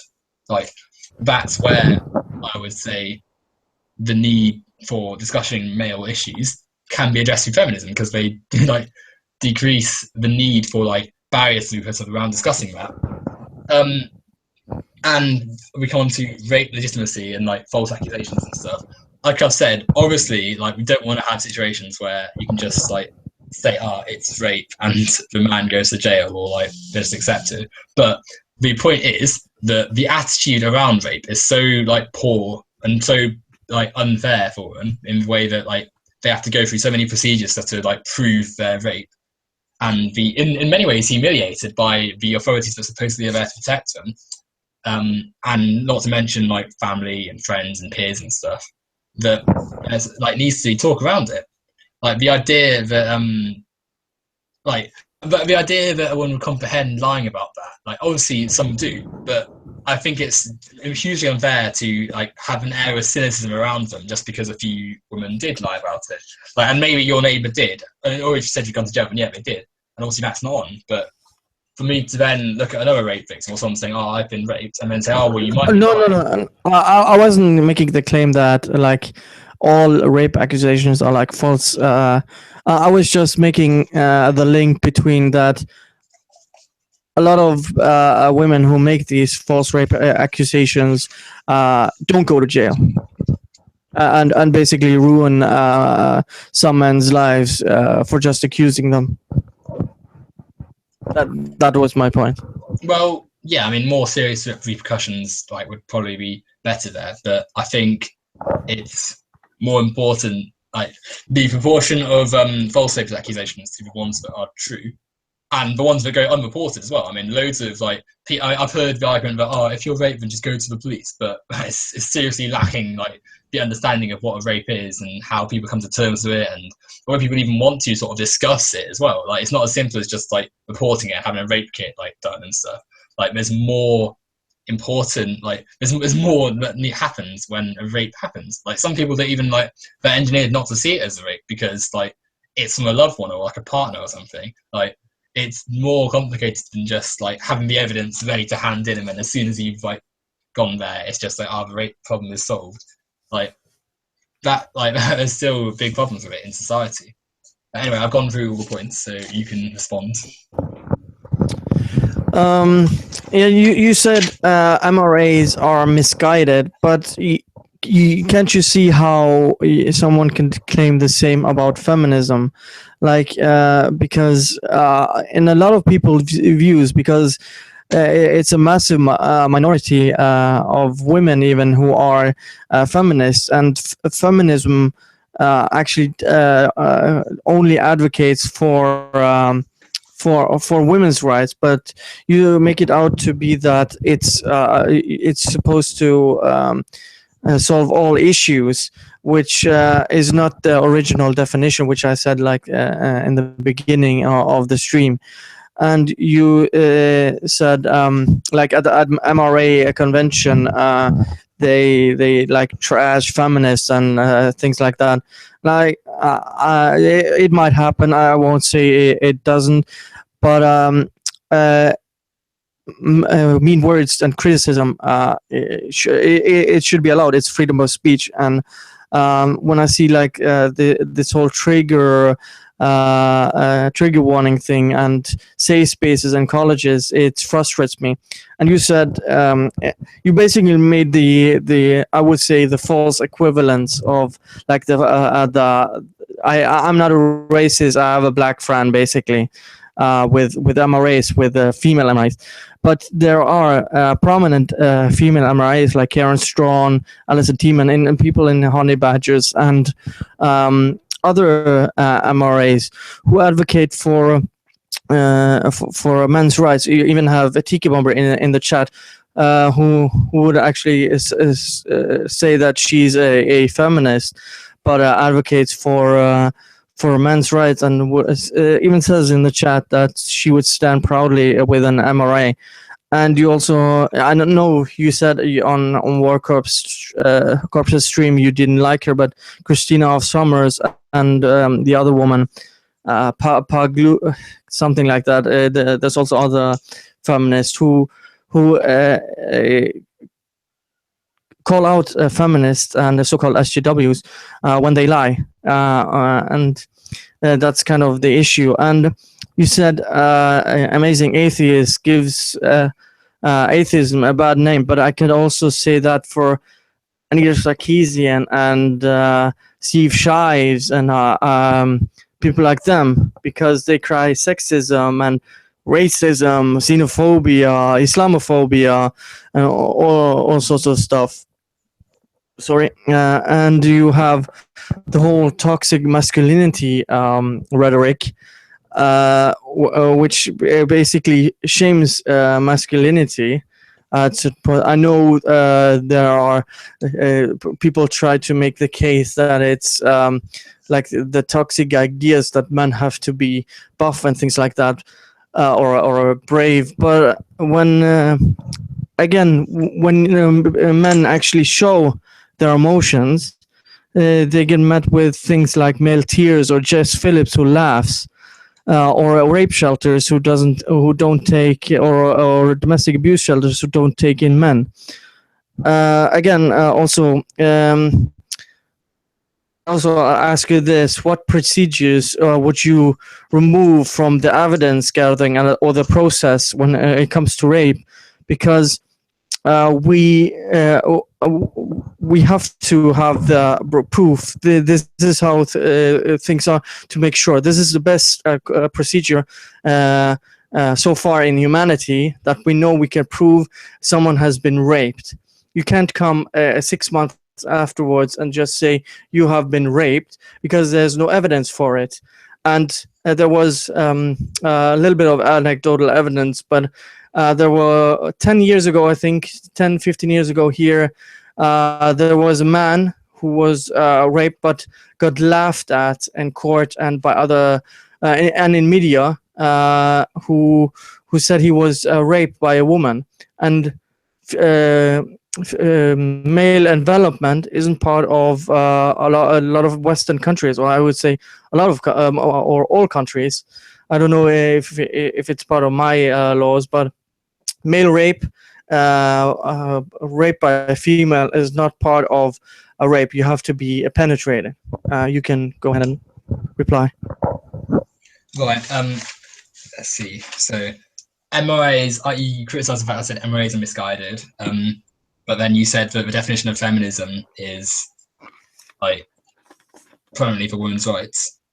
I would say that whilst feminism is about equality of the sexes and that they do address men's issues, it's fair to say that women face more inequalities, hence why the movement is primarily focused on women's rights. Like, obviously, like, feminism isn't saying men's rights aren't important and men's issues aren't worth talking about. It's the fact that there's more inequalities that women face, which need discussing. That's the whole point. Like, obviously, like, no one's saying that like rapes that happen to men is an unworthy topic of discussion, but statistics show that more rapes overwhelmingly happen to women. Hence, why it's more of a woman's issue. Like, it's not like just because it has woman in the name or feminine in the name doesn't mean it's not like doesn't mean it's disregarding men. It's just focusing on women. And I think that you said earlier that you're an egalitarian, and obviously egalitarianism is good, but egalitarianism is equality for everyone, and feminism is equality for both genders. The two are basically the same. Like, in my opinion, like I would consider myself a feminist, and I would consider myself an egalitarian. I don't see the two as being like unrelated. Like, and some people will say to me, "Oh, well, feminism is actually about advancing women beyond men and stuff," but that's a wrong definition, in my opinion. Like, the two are the same to me. Then going on to freedom of speech, and you said you don't like safe spaces and stuff. They exist because, sadly, as I've already said, harassment is still very much an issue, and not just obviously not like assault and stuff harassment, but like just catcalling and like pervasive behavior and just you okay? Oh, sorry. Go ahead. Okay, no worries. So yeah, like areas where people feel like safer to be. Like, and I get annoyed when people say, "Oh, safe spaces are so bad," like as though it somehow makes you like weak to be in a safe space. But unfortunately, we live in a society, and you said yourself that rape is an inevitable part of society, of a free society. So is it not then natural that we've had safe spaces and like safer college campuses implemented if you're saying that like you can't stop like the degree that rape happens in society? I would say they're there and they're needed because there's still problems with like female students or any student who feels unsafe feeling safe. And as we said earlier, the 1 in 5 stat about college campuses and the problems that many universities have with dealing with rapes and assaults shows the need for student safety within the like safe spaces. And plus, with freedom of speech, obviously people can say what they want, but then we as a society then act on the things they said. We criticize them, and if it's outwardly like hateful, harmful stuff, as in like literally like threatening people's lives and stuff, and threatening like societies, like or threatening other people's freedoms, I guess, that has to be acted on. So it's all very well like people saying like awful things. I mean, like, oh, freedom of speech. Like, no one said you can't say it, but don't expect people to not take action if once you have said it. Hence why, like, if like a paedophile says, "Oh, it's my freedom of speech to say that I find kids attractive," then you're obviously going to take action because that person's like showing they have paedophilic like thoughts in their head. Just as you would take action and judge if a sexist says something like feminists are ugly sluts and stuff. Like, what do you expect? People are always going to criticize you if you're saying things like that, or people should criticize you if you've got sexist views. So, false equivalence. You did actually. This is you criticized. You said that people like Karen Strawn and like I can't remember who else he said, but women who do take the side of men's rights activists. Like my example was essentially to criticise the idea that just having like as he said, like just having a woman there makes you not a sexist. Like, and I would argue that in many cases, the women in question are sexist towards women. Like, it is possible for women to be sexist towards women, believe it or not. As strange as it sounds, it does happen. I think that whilst there are good points raised by some men's rights activists, the idea of the whole movement is set to fight feminism and thus like combat the idea that women's rights are still in question is poor. Like, if they wanted progress, then people who call themselves men's rights activists would align, not fight feminism. Like, because if you have the awareness to see there's problems for men in society, then you should also be able to do the same for female problems. Like, if anyone were to sit here and say society is perfect for one gender, it would be silly, because if you've had the analysis and like analytical brain to view one problem, you can then surely not see problems for other genders too. Which it does annoy me that there are some people who call themselves feminists who say men have it all, women are like women like need to do everything. Like, because obviously that's wrong, because as we've said, there are problems that men face in society, but you need to like realize that people need to realize that women have it worse. Like, and yeah, obviously in some cases it's not going to be the case, but as I've outlined, there are still economic, social, political, cultural problems that exist in society. That's why feminism exists, and that's why it calls itself feminism. The fem is for female or feminine or whatever.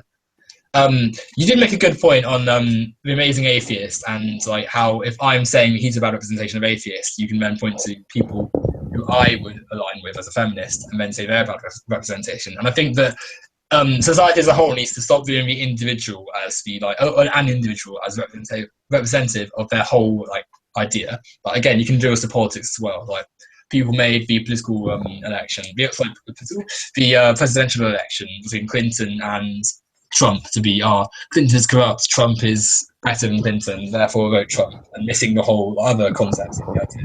Like, focus on the individual agency is always like, it's been a problem for me in society for a while. I think it's not something that should be done. Though, having said that, Sarkeesian and Shive's points, they still hold resonance. Whilst some of their methods may be dubious, I'm not too sure on Steve Shive's. As for, I think Steve Shive's is, I've not seen his faults. I'm aware of any Sarkeesian problems, poor research and stuff in places, but her overall point about raising awareness around video games and sexism in video games, I still think holds up for the most part. As Steve Shive's, same thing. His research seems decent, and his points are still valid.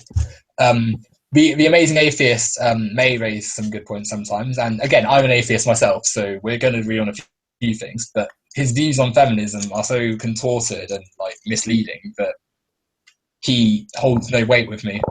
Like, I mean, I know, of course, someone could say to me, "Oh, well, you're a feminist, so of course you would disagree with him." But the method, he's missing the point so much. I feel like with you, you're actually addressing what I'm saying, whereas he like doesn't. Basically, he'll like react to a BuzzFeed video and claim that's a legitimate debunking of feminism or whatever. But anyway, toxic masculinity. It's an interesting one. I think the concept is, from my understanding, that when the idea of masculinity being all about strength and like traditionally like male things like dominance and pervasiveness, and then that's the only existence of a man, and that a man has to exert himself over a woman, and the idea that if you enforce that in society, then it's toxic. That at heart isn't a bad thing. Like, obviously, no one's saying that a man who is those characters, who is strong and dominant, is a bad thing. Like, no one said that. It's the idea that masculinity and femininity are so strictly defined as one being above the other, and one being a key topic, and the other being like nothing at all. That's my problem. There's where toxic masculinity is a legitimate thing. Again, you raised a good point where you're saying that when a male problem is raised, it's met with laughter and derision, and you said as such, but with Jess Phillips, that was a poor like response, I thought, from her. But again, if we look at the actual movements, feminism, when done right, or the majority of feminists won't just disregard like male issues like that. I think Jess Phillips perhaps misunderstood the question, which obviously isn't acceptable because she should have had more awareness and stuff. But like, it's not her disregarding those things; it's just her like being naive in that instance. So, and then we'll come on to rape procedures. I'm not saying that like you need to lower what like a rape is. I'm not saying like, we'll just make it easier to prove stuff and changing the way we collect evidence. I'm saying that we need to like stop like societally questioning women like I'm trying to express myself, questioning their character and stuff, like making it out to us, like asking whether they're like a liar or not, or like trying to prove that they're a liar rather than like just believing them. And obviously we need to be careful, not like instantly casting a victim out to a side and us casting the male as a rapist and ruining their career and stuff if they're innocent. But the fact that most women do not lie about their rape, like, should give us an instigation that women will not lie. Women won't lie about rape as much as women won't lie about it as much as they will lie about it. And again, I'll bring you back to the sort of negative environment that rape victims are sort of placed in when a rape happens. Like, you have to consider that obviously, like, procedures will be harder if it's been a longer period of time between the rape and the reporting of the rape. But again, the psychological effect of being raped isn't something that we should take lightly. Like, I hear people saying like that if you're raped, then just go and prove it by doing a rape kit, which that's not how it works. Like, it's not important.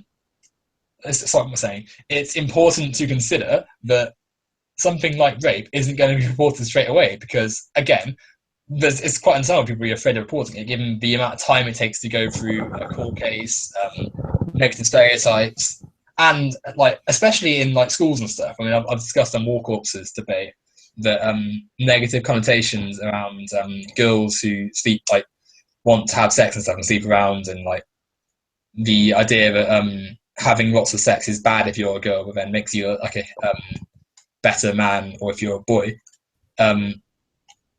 But again, that's what I would say to that. Like, it's not simple. I'm not saying like change rape procedures. I'm saying treat rape victims more seriously and with more respect than what we see at the moment in society, where they're essentially given like a judge of character rather than just like treated like a crime. Anyway, you go ahead. I've just seen on the chat as well that you're taking the last point. So Yeah, no, you can rebut to this, but it's kind of these are kind of my big talking points. So you can kind of take some time. I'm gonna look at the chats if they have any input. But so this is kind of a big, a long time where I'm gonna talk. So that's why. Yeah, that's fine. Okay. Let's see. Just addressing the last point with slut shaming. See, the issue is that feminists, even in video games, say that sexy women are like very bad, and you have to have a equal representation. And having gorgeous women in video games in general are a bad thing, according to these, not just Anita Sarkeesian, but also other journalists or critics.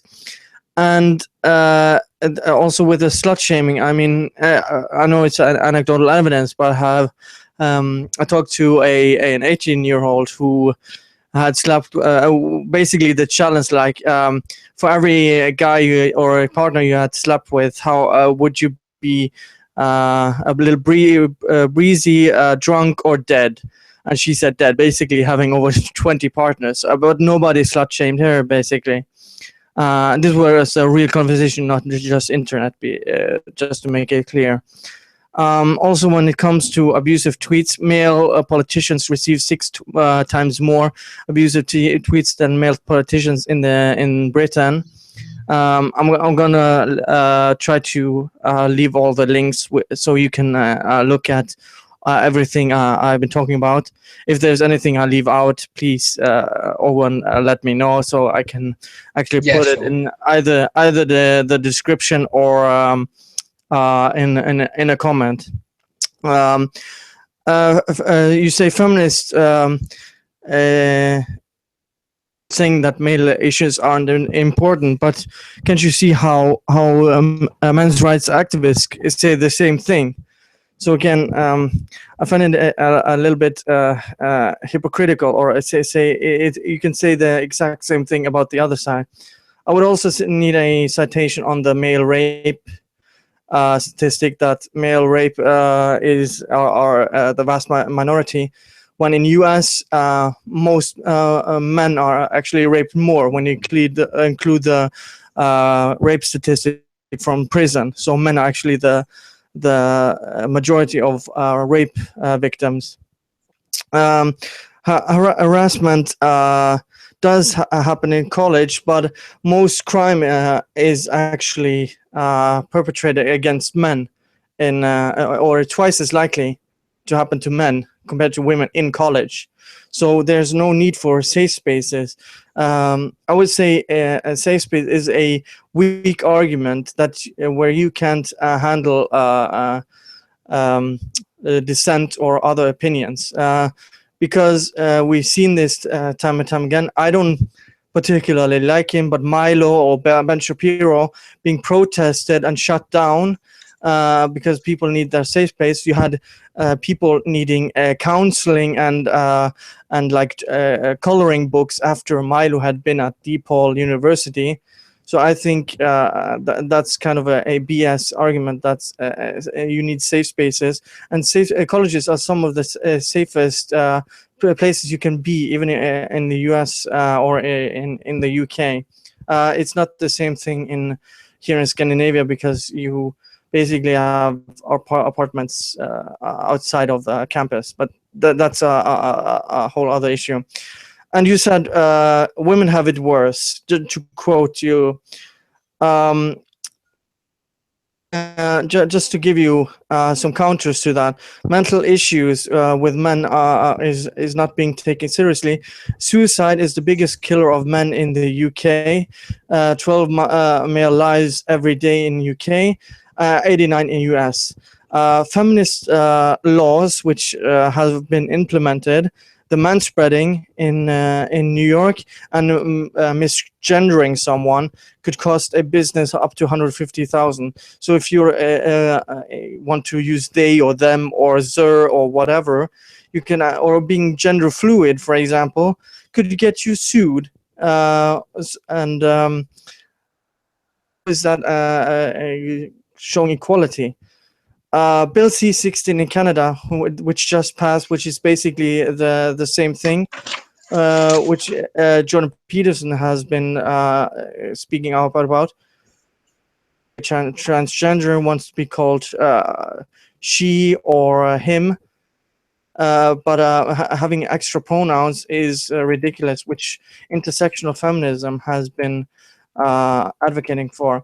You also have had a new, I don't know if it actually went through, but there was a law that was tried to be passed in New Jersey in the US, where you could get sued and had a court case if you lied to a woman to get her to sleep with you. On full disclosure, I don't know if it actually passed, but it was advocated for by feminist groups to push that through.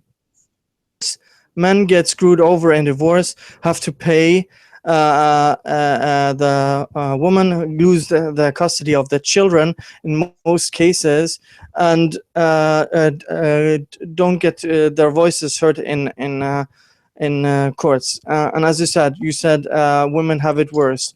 Yet Jess Phillips is naive. I think that's a little bit naive from you. That's not an unharmon. I am trying to be honest here. She laughed at the person who it was another MP when he asked for one day to talk about men's issues, and she even claims she's for equality. I think that's a little bit hypocritical for her when she's an MP, a woman in politics in Britain. 78% of murder victims are men in the US. So how is it worse for women in the West? Male genital mutilation is not illegal, while female genital mutilation is, at least in most Western countries. Cancer research is severely lacking. 1 in 6 will get prostate cancer. I know I had someone in my family die of it, and or 1 in 8 will receive breast cancer. But breast cancer receives double of any other cancer research, and there's no awareness in November for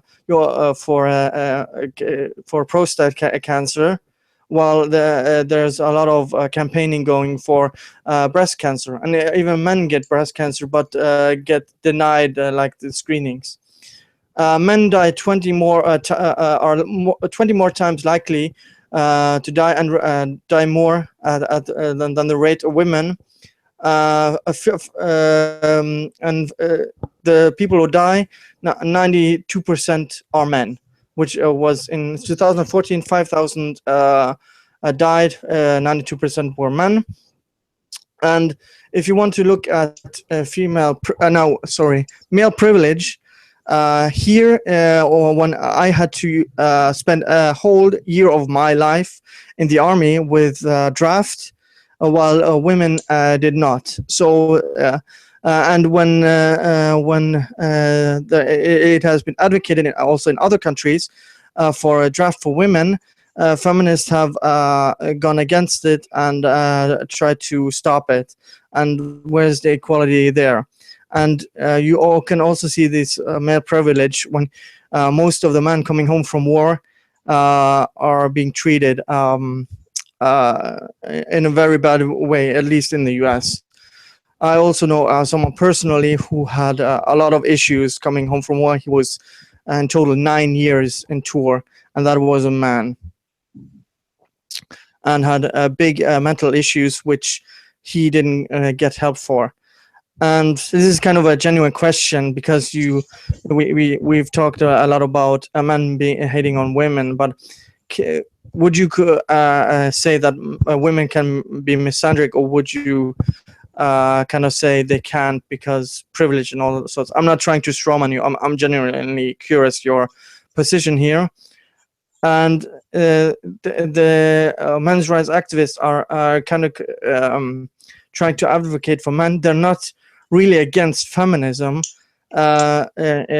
which I've seen. I know, again, anecdotal evidence, but from what I have seen, when a Red Pill movie has been censored, have been advocating for censorship on various occasions. I've not seen this from people in Gamergate or from the MRAs.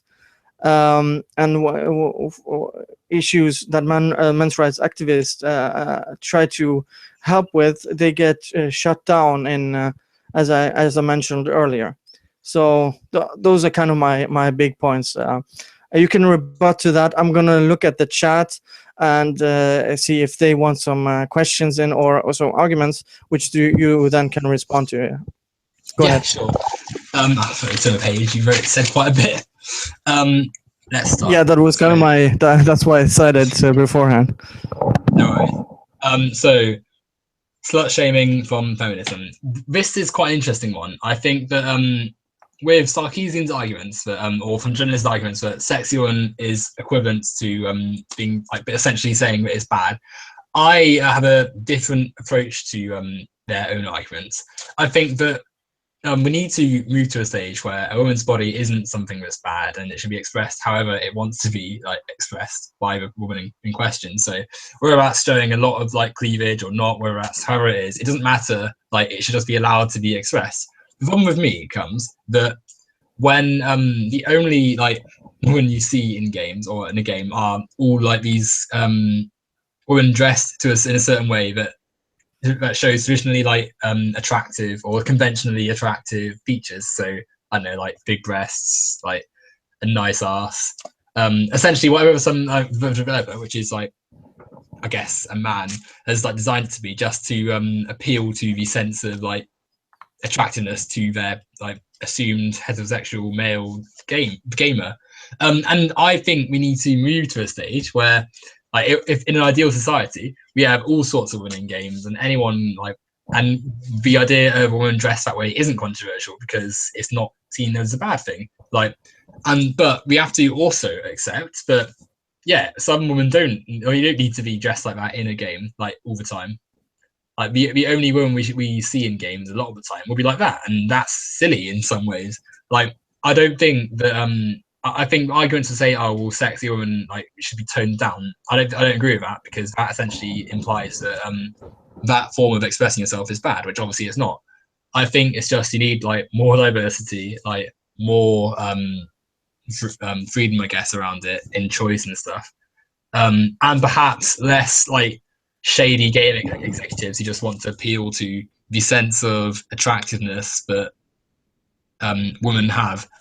Essentially the idea that a woman is only attractive through these of exposed skin and breast and curvature and stuff. We need to move and evolve past that as well. So then we come on to the abusive tweets. Just before we continue, I would also make the opposite point of males being shredded, looking or buff as hell, but nobody points that out when it comes to games. I'm glad you agree that it's silly. I still think that it's creative freedom. People should do whatever they want.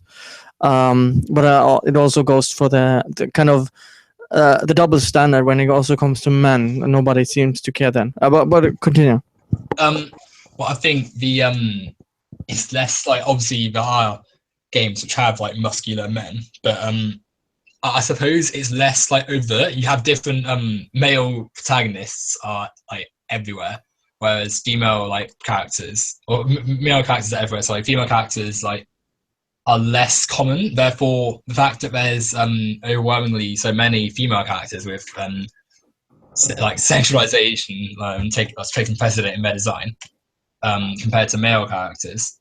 And then I suppose I would also raise the point that often male characters are written better a lot of the time, because often like the people who write the characters don't do a very good job with women a lot of the time. Like they'll say things like or they'll essentially just be written like half-assedly, or be like girl power, but then they'll just be there, or they'll essentially represent what the male gaze wants to see in them, which sounds complicated. Like I think you need to consider that with male characters and their sexualization, they're often not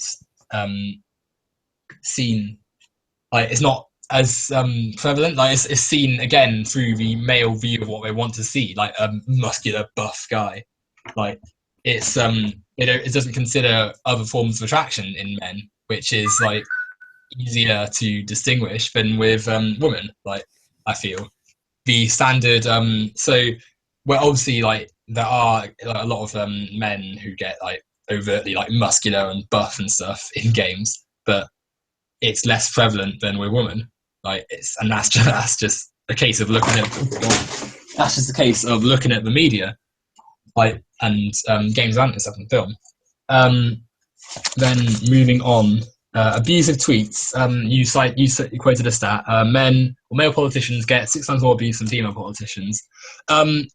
Again, whilst abuse of that nature, obviously, like that's gonna happen a lot of the time.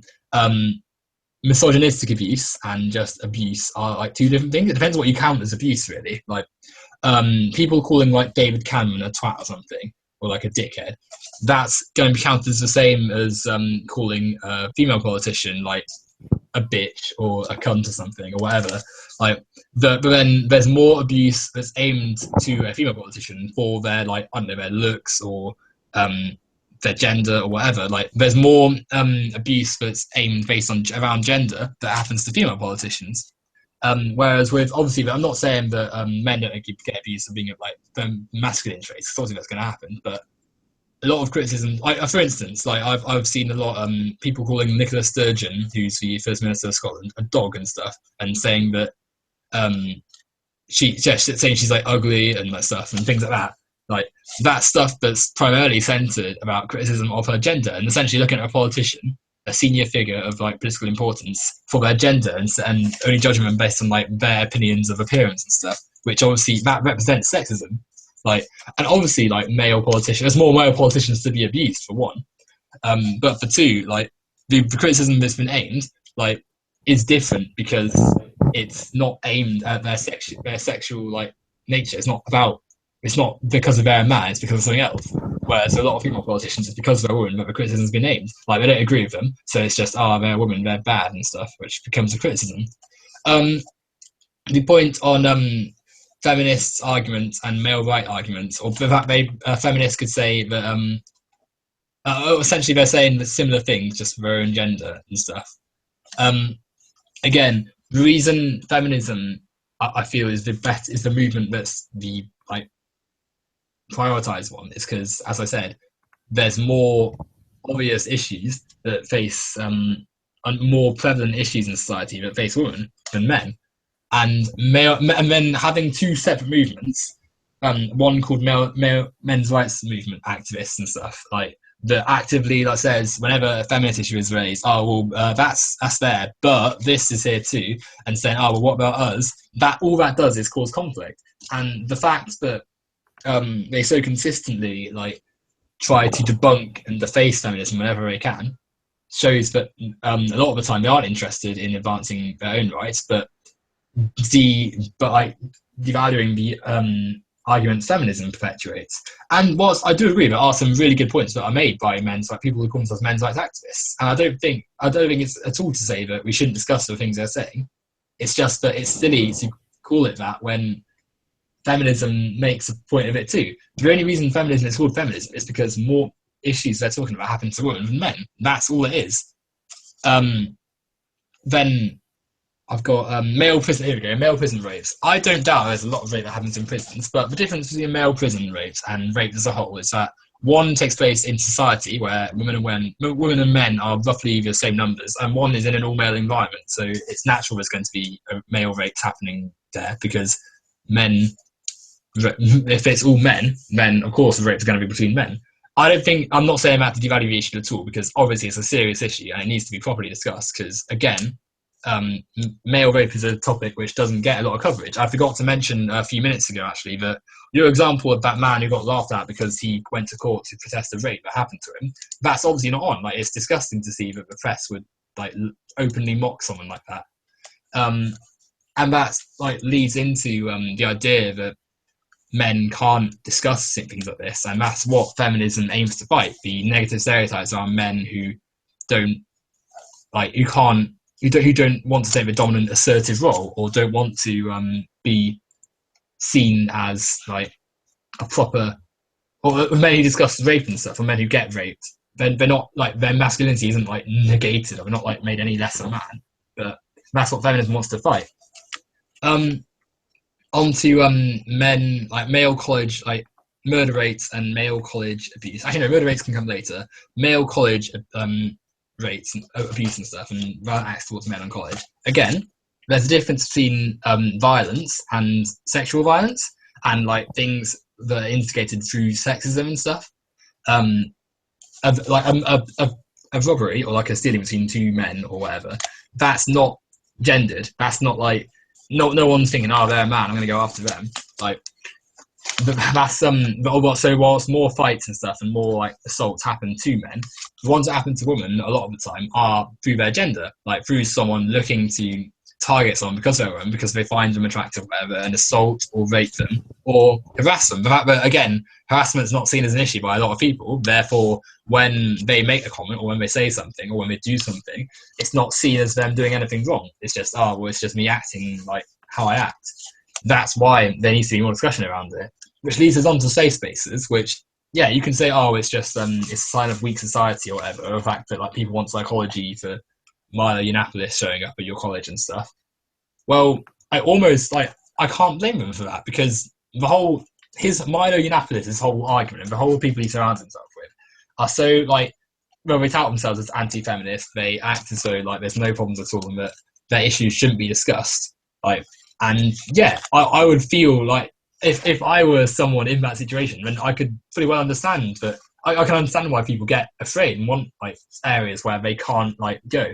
And to have him not speak, I think, I'm not sure on that. I mean, there's two sides to it. On the one hand, you want to like freedom of speech. On the other hand, like, what's it going to do to the students who are essentially, they're letting this like piece of work come in and essentially saying, oh, your problems aren't real.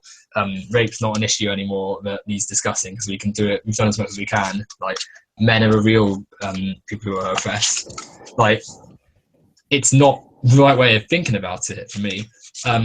So safe spaces are really important, I think, because whilst, yeah, it's important to discuss ideas and it's important to let people debate and discuss, on the other hand, there's people who have had negative experiences and don't want to have negative experience happen to them, and who genuinely are, like, there's good concern to be afraid and stuff. So it's silly to just say, oh, well, it's against freedom of speech and it's a sign of weak society to disregard them. And then we're coming on to some stats now and stuff. I've never said mental health issues for men is a problem. Is a problem? Mental health issues for men is not a problem, sorry. Absolutely not. And like things like this was more of you saying women have it worse. That's the context. Well, I discussed earlier economic, political, and social problems with society and the way it's structured and stuff, which leads me to say that, like, my own personal interpretation of feminism is that I collaborate it with Marxism in a way, in that society is set up to disadvantage women as such, and people of lower economic standards. We can talk about that another time maybe, but certainly I think that whilst I've never said that, I would never say that depression or anything like that is to like that is not an important issue, and that men who go through that aren't like facing extreme like circumstances. but we have to consider that like there are factors which lead women to be at a disadvantage to men through politics, through economy, through like social and cultural like aspects of society, and just through like life itself. Like it's harder in many aspects to be a woman. And I'm not saying that depression and suicide rates and stuff, but obviously are serious issues, but they still like there's still like there's not grounds to say that there's not oppression and stuff, and there's not like there's inequality and stuff. I'll turn the page now. Misgendering and stuff. I think pronouns, I don't see why it affects anyone to have more pronouns than just he and she. Like, I don't see how using terms like they, their, them and stuff, I don't see how that negatively hurts anyone. Like, what does it matter whether someone wants to be called, like, they instead of he or she? Like, what does it matter that a person doesn't necessarily identify as male or female, but as both or neither, or like a aspect of them? Like, it's not important to another person. It's not like it's not like if I say, what's your name? Or it's not if I say, are you he or she? And I'm like, I'm actually they. It's not like my he-ness gets like eroded and stuff. Like, it doesn't hurt anyone. It's just letting people express the way they feel about themselves. Like, I don't see, we get all these videos where it's like, oh, how many genders? Two. How many genders? Two. Like, it's such a babyish way of doing things, in my opinion.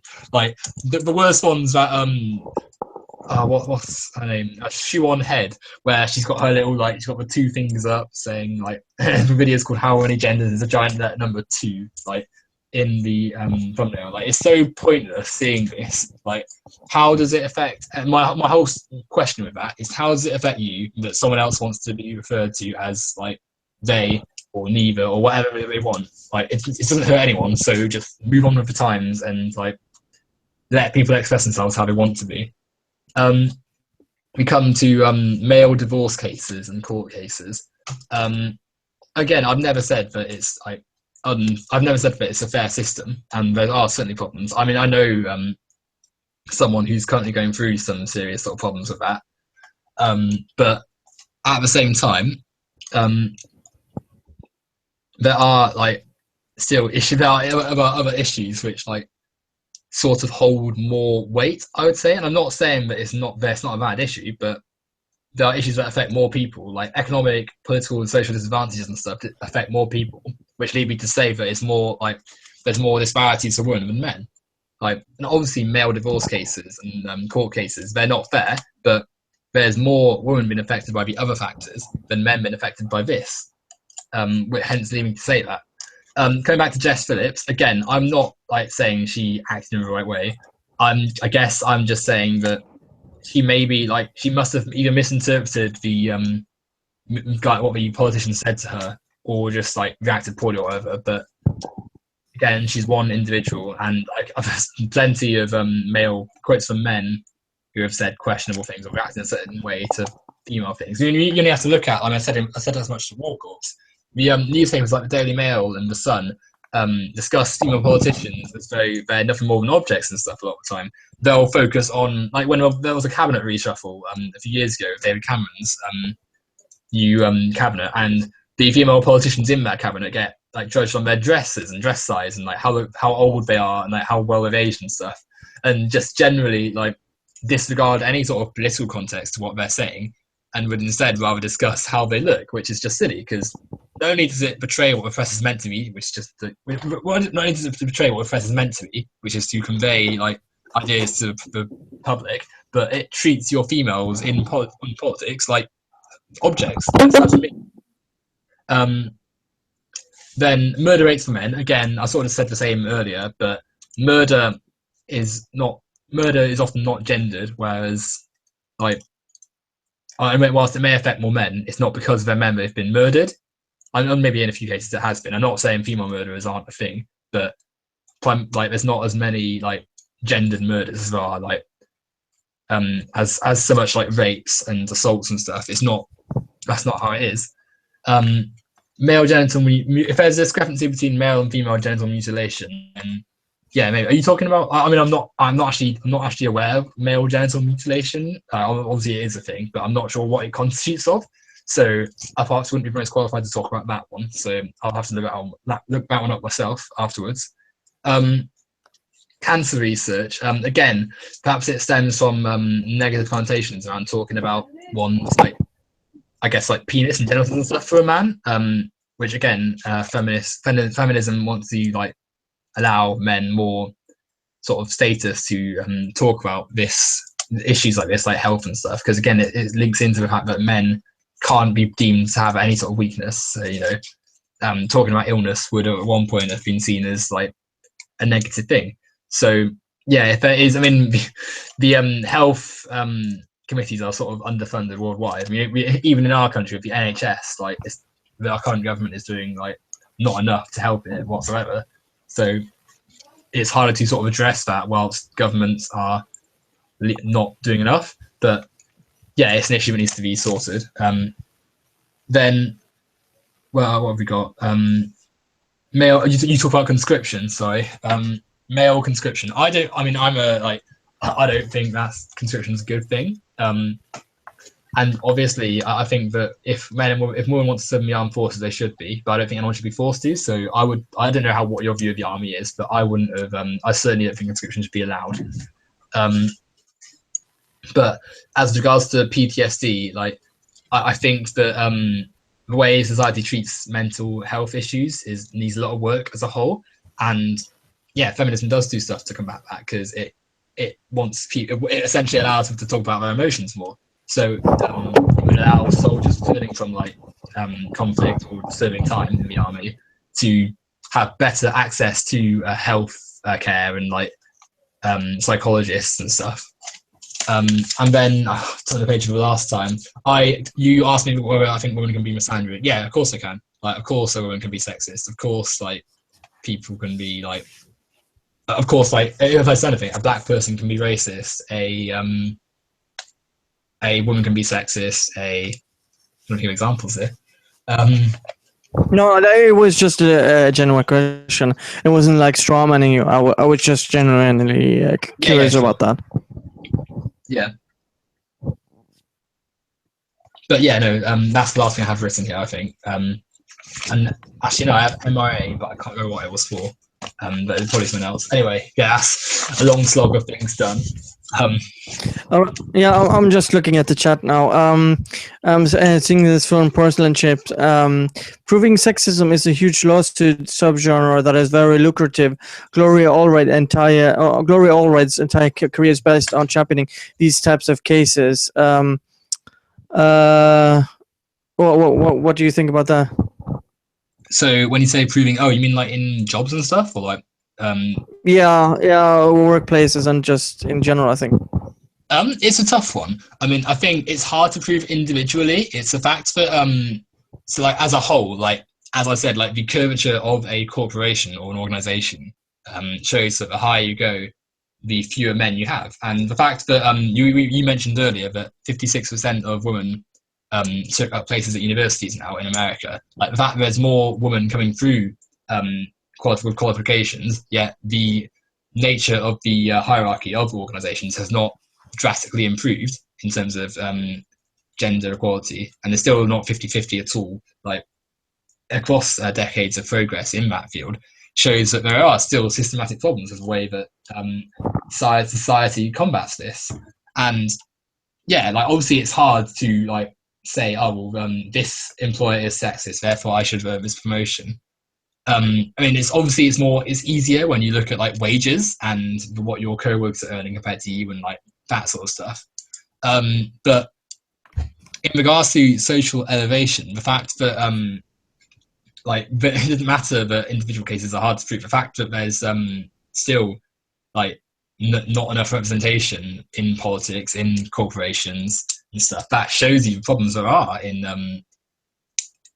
in showing sexism that is like essentially institutional. Like, because whether a boss may not be sexist individually, but their bosses and the people above them will employ an unequal ratio of women to men.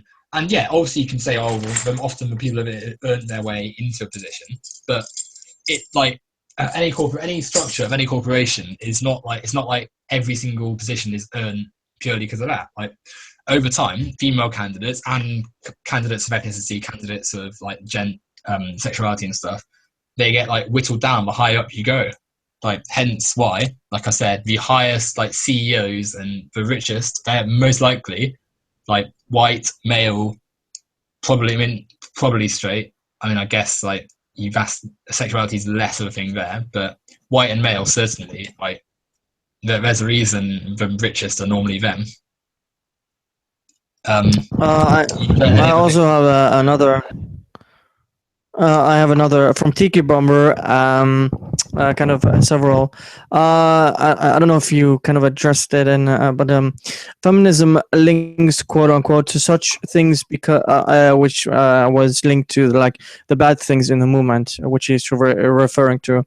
Feminism is trying to be the solve all solutions when it comes to issues like this. Domestic abuse is 50-50 thing.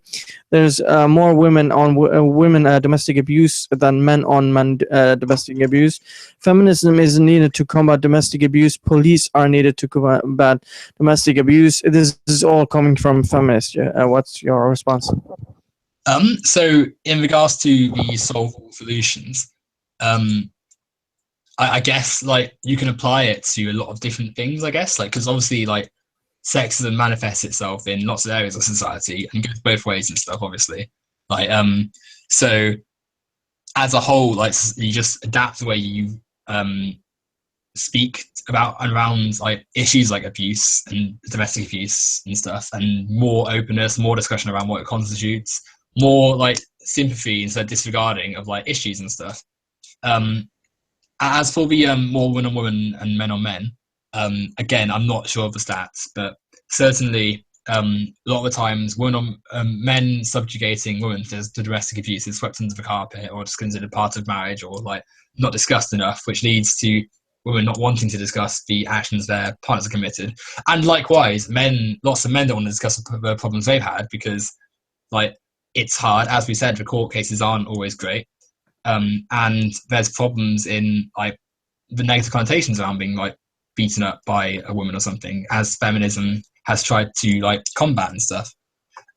As for police being needed to combat domestic abuse, obviously you want to involve the law enforcement. So I mean, obviously you sort of need to go through like the law to deal with it, but you need like feminism to change like the way things work with the police, like.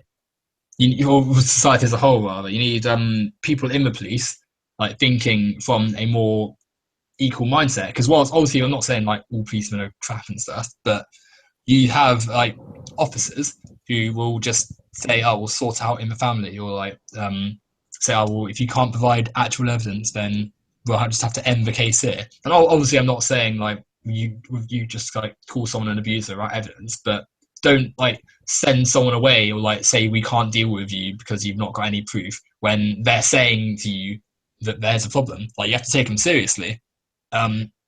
So yeah, obviously the police are people you want dealing with these things, but you need feminism to change the sort of culture and like mindset people have when they're dealing with it. So the institutions need to change in some ways. I'm not saying like like change the police, but obviously it's going to take time. You need time to change the ideologies. Anyway, next question, if there are any. Yeah. By the way, if there are things I'm not taking, I hope you would come back and perhaps some of the people in the chat would actually like to ask some questions or make some arguments in person.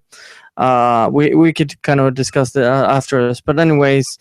Men are never this is from Tiki Bomber again. Men are never feminists. They cannot actually identify as a feminist. I'd rather be honest about this instead of you finding out later when your female feminists turn on you around and stab you. Feminists are cannibals. We will destroy our own kinds.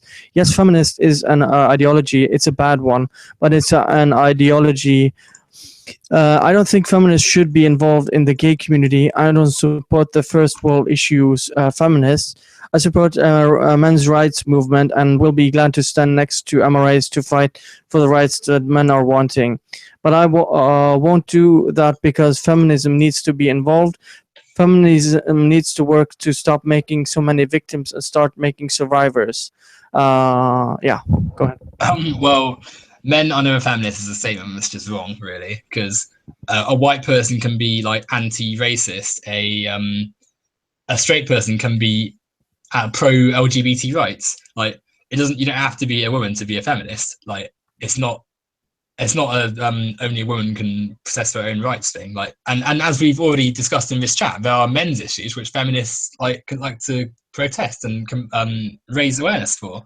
So to say that, I think, is quite disingenuous, really. I don't think it's. I've already like described why I support feminism, so I'm not going to address why I think calling it bad is wrong.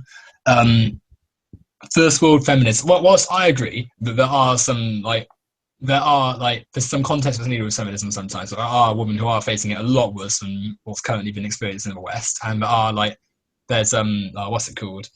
Intersectionality, for instance. So being black and being a woman will have more like problems than just being a woman, for instance. So yeah, obviously there needs to be some context to just first world feminism, but that doesn't mean that there's not problems, and there's no reason to say that you can't address change both here and in, say, the Middle East or in parts of Africa or whatever.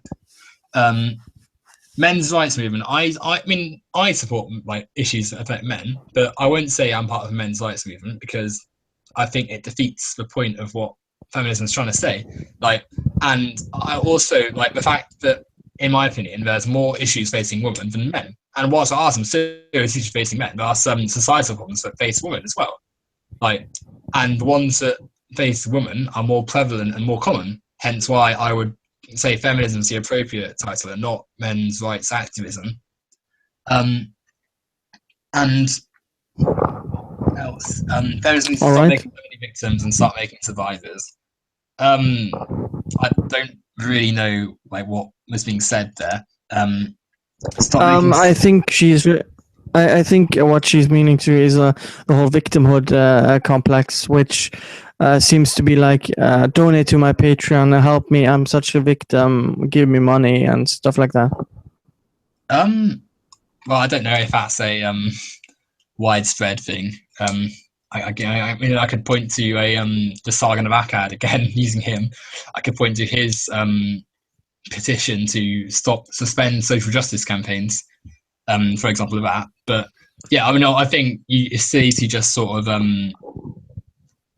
constantly sort of say, "Oh, woe is me." It's important to sort of instigate the change we want, but at the same time, it's important to recognise that there are people going through some tough stuff in society, who are victims of sexism in many different forms. And that's not to say that men don't face it too, because of course, but it doesn't delegitimize the issues that a woman's raised before. So I'll say.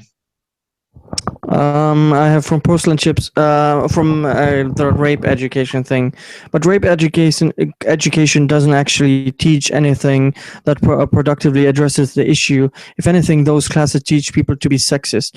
My female friends have been told to teach me differently, behave different around me, to not teach me as I think treat me. I think it's it's autocorrect. Anyway, treat me as an equal.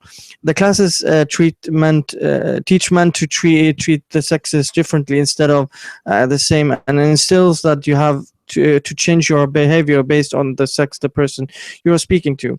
Anita shames women for acting independently. She denounces choice feminism. She denounces choice feminism, has stated clearly on stage that women should not make their own choices if they conflict with how she perceives feminism. But how can we discuss the issues if people purposely derail the conversation? Go ahead. Right. So again, I've advocated for reform to rape and sexual education in this debate. Actually, I think that it's important that you I don't know, define that rape can happen to both sexes, that what consent is and things like that. But good rape education leads people to not rape. It's essentially the awareness around it, what constitutes it, sexual health. That's what I mean.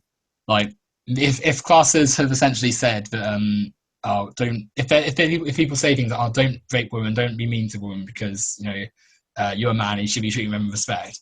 Like, if you're solely doing it that, no, it doesn't sound patronizing and like simplistic, but it also doesn't lead people to actually understand why rape is bad or why assault is bad or whatever. It just says it's wrong. It's not. It's that it's wrong, other than why it's wrong. Moving on to Anita Sarkeesian. I think there are elements of things elements in her speech that says, this is wrong because I think it is, and therefore if you disagree with me, you're by nature sexist. Again, it's important to distinguish that her points are right even if she can be wrong sometimes. She does have some problems, but I think it's important to move beyond a few of the things she says. Like, the points she raises are still correct, even if she is wrong. Like, the problem we've seen with too many critics of her is that they narrow in on tiny little things that are wrong with her videos rather than focus on a reasons debate. I know that she can be, or she doesn't respond to these people, which, I mean, you can't really blame her to a degree, because some of the people who want debates with her, in quotation marks, are looking for nothing more than a shouting match for little errors to debunk her with, to like prove her own points, or just to out and out harass her and make her feel miserable. But no, certainly, like, she has her flaws, and I think it's important that we don't like just make sure women are always dressed and stuff and make like her own version of what women should be in video games the sole one, but that we still have a debate around the things she's talking about, because she does raise some points, I feel.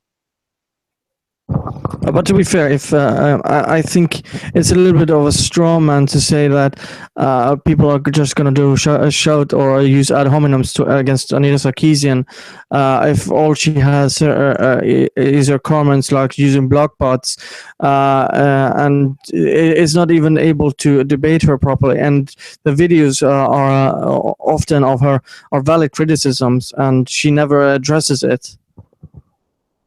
Well, I think that I'm not certainly wouldn't say that everyone who criticizes her is a straw is just going to harass her and stuff. There are people who want a genuine debate with why she deems their video games to be sexist, or why she thinks are these things in video games.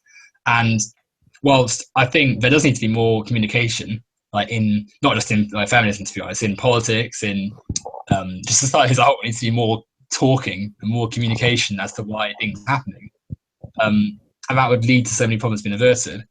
But as to why she doesn't like combat in discussion, I think because a lot of the time,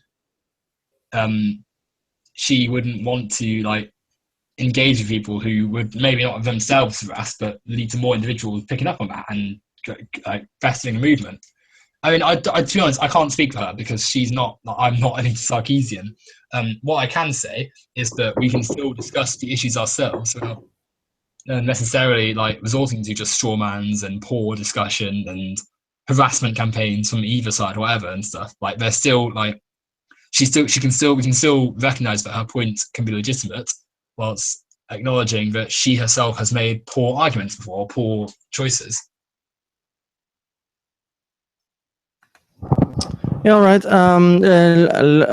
My dogs have to go, so I'm gonna be quick with try to be a little bit concise with the last one, and to hopefully cut the stream. I don't want it to go for too long because the dogs are barking. Here, how can men raise their issues if feminists constantly promulgate this notion of male privilege? Feminists often tell me that I am dumb to bring up men's issues because men are privileged and have all the rights already, greedy much, etc. So it makes perfect sense that a men's movement would oppose feminism. Dude, men can already express their emotions. And he says, you idiot. But, yeah, the only group preventing that are male tears, male privilege, narrating, pushing feminists. So male privilege, whilst obviously when you have things like male depression, male like suicide rates, when you have things like that in front of you, yeah, it's easy to see that privilege isn't the case for a lot of men. And certainly, like the way we structure society, there's a lot of men who don't have an economic standing, who don't have the like eye of like they don't really have the like social elevation we're talking about. And because for me, I conflate Marxism and feminism to sort of.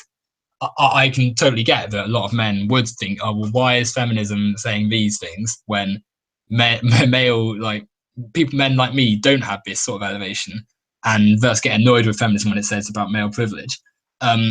Though I would say that it is important to recognise that there are things that men can take for granted in society which women don't have, like being able to just air opinions about negative associations, been like seen around them. Being a man can be seen as assertive, whereas a woman gets seen as like bossy or like bitchy or whatever. Double standards, stereotypes. I've already spoken about the elevation sort of thing with, like, I guess, like obviously not all the case, but the general makeup of hierarchical organizations. That's where male privilege comes into it. And certainly, that isn't to say that what the guy is saying, like male rights and stuff and men's issues, like certainly we shouldn't be just like discouraging that. And he says that feminists tell me I am dumb to bring up men's issues, but I would question whether they are feminists saying that. Maybe they call themselves feminists, but that doesn't necessarily make them good representations of what feminism is. And you also have to consider that when if a feminist, or if an issue that like sexual assault or rape or something has been discussed as a negative for women, and then someone just comes in, yeah, but this affects men, like that helps no one. That doesn't promote debate. That just says, oh, your issue's not valid because mine is, and mine should be discussed first. Like, there's no reason all the issues can't be discussed, but just saying feminism needs to, like, or your argument needs to be halted whilst I discuss mine, that doesn't create debate. That just negates it. So yeah, maybe it's like maybe people would be annoyed if you just interject consistently, like. And I don't think anyone has said men have all the rights, but certainly, like, it's easier for men in a lot of ways than women, regardless of like the laws and stuff that have been passed. Men can express their emotions. Sorry, I'm tracking on, but I'll be quick. When I say men can express their emotions, I mean like talking about like depression, and like I guess suicide and stuff. Anything, just like describing how they're feeling, and you look at things like how the word pussy, for instance, like where it's deemed negative to show any sort of weakness, I guess, or any sort of word that implies weakness through that level, I guess.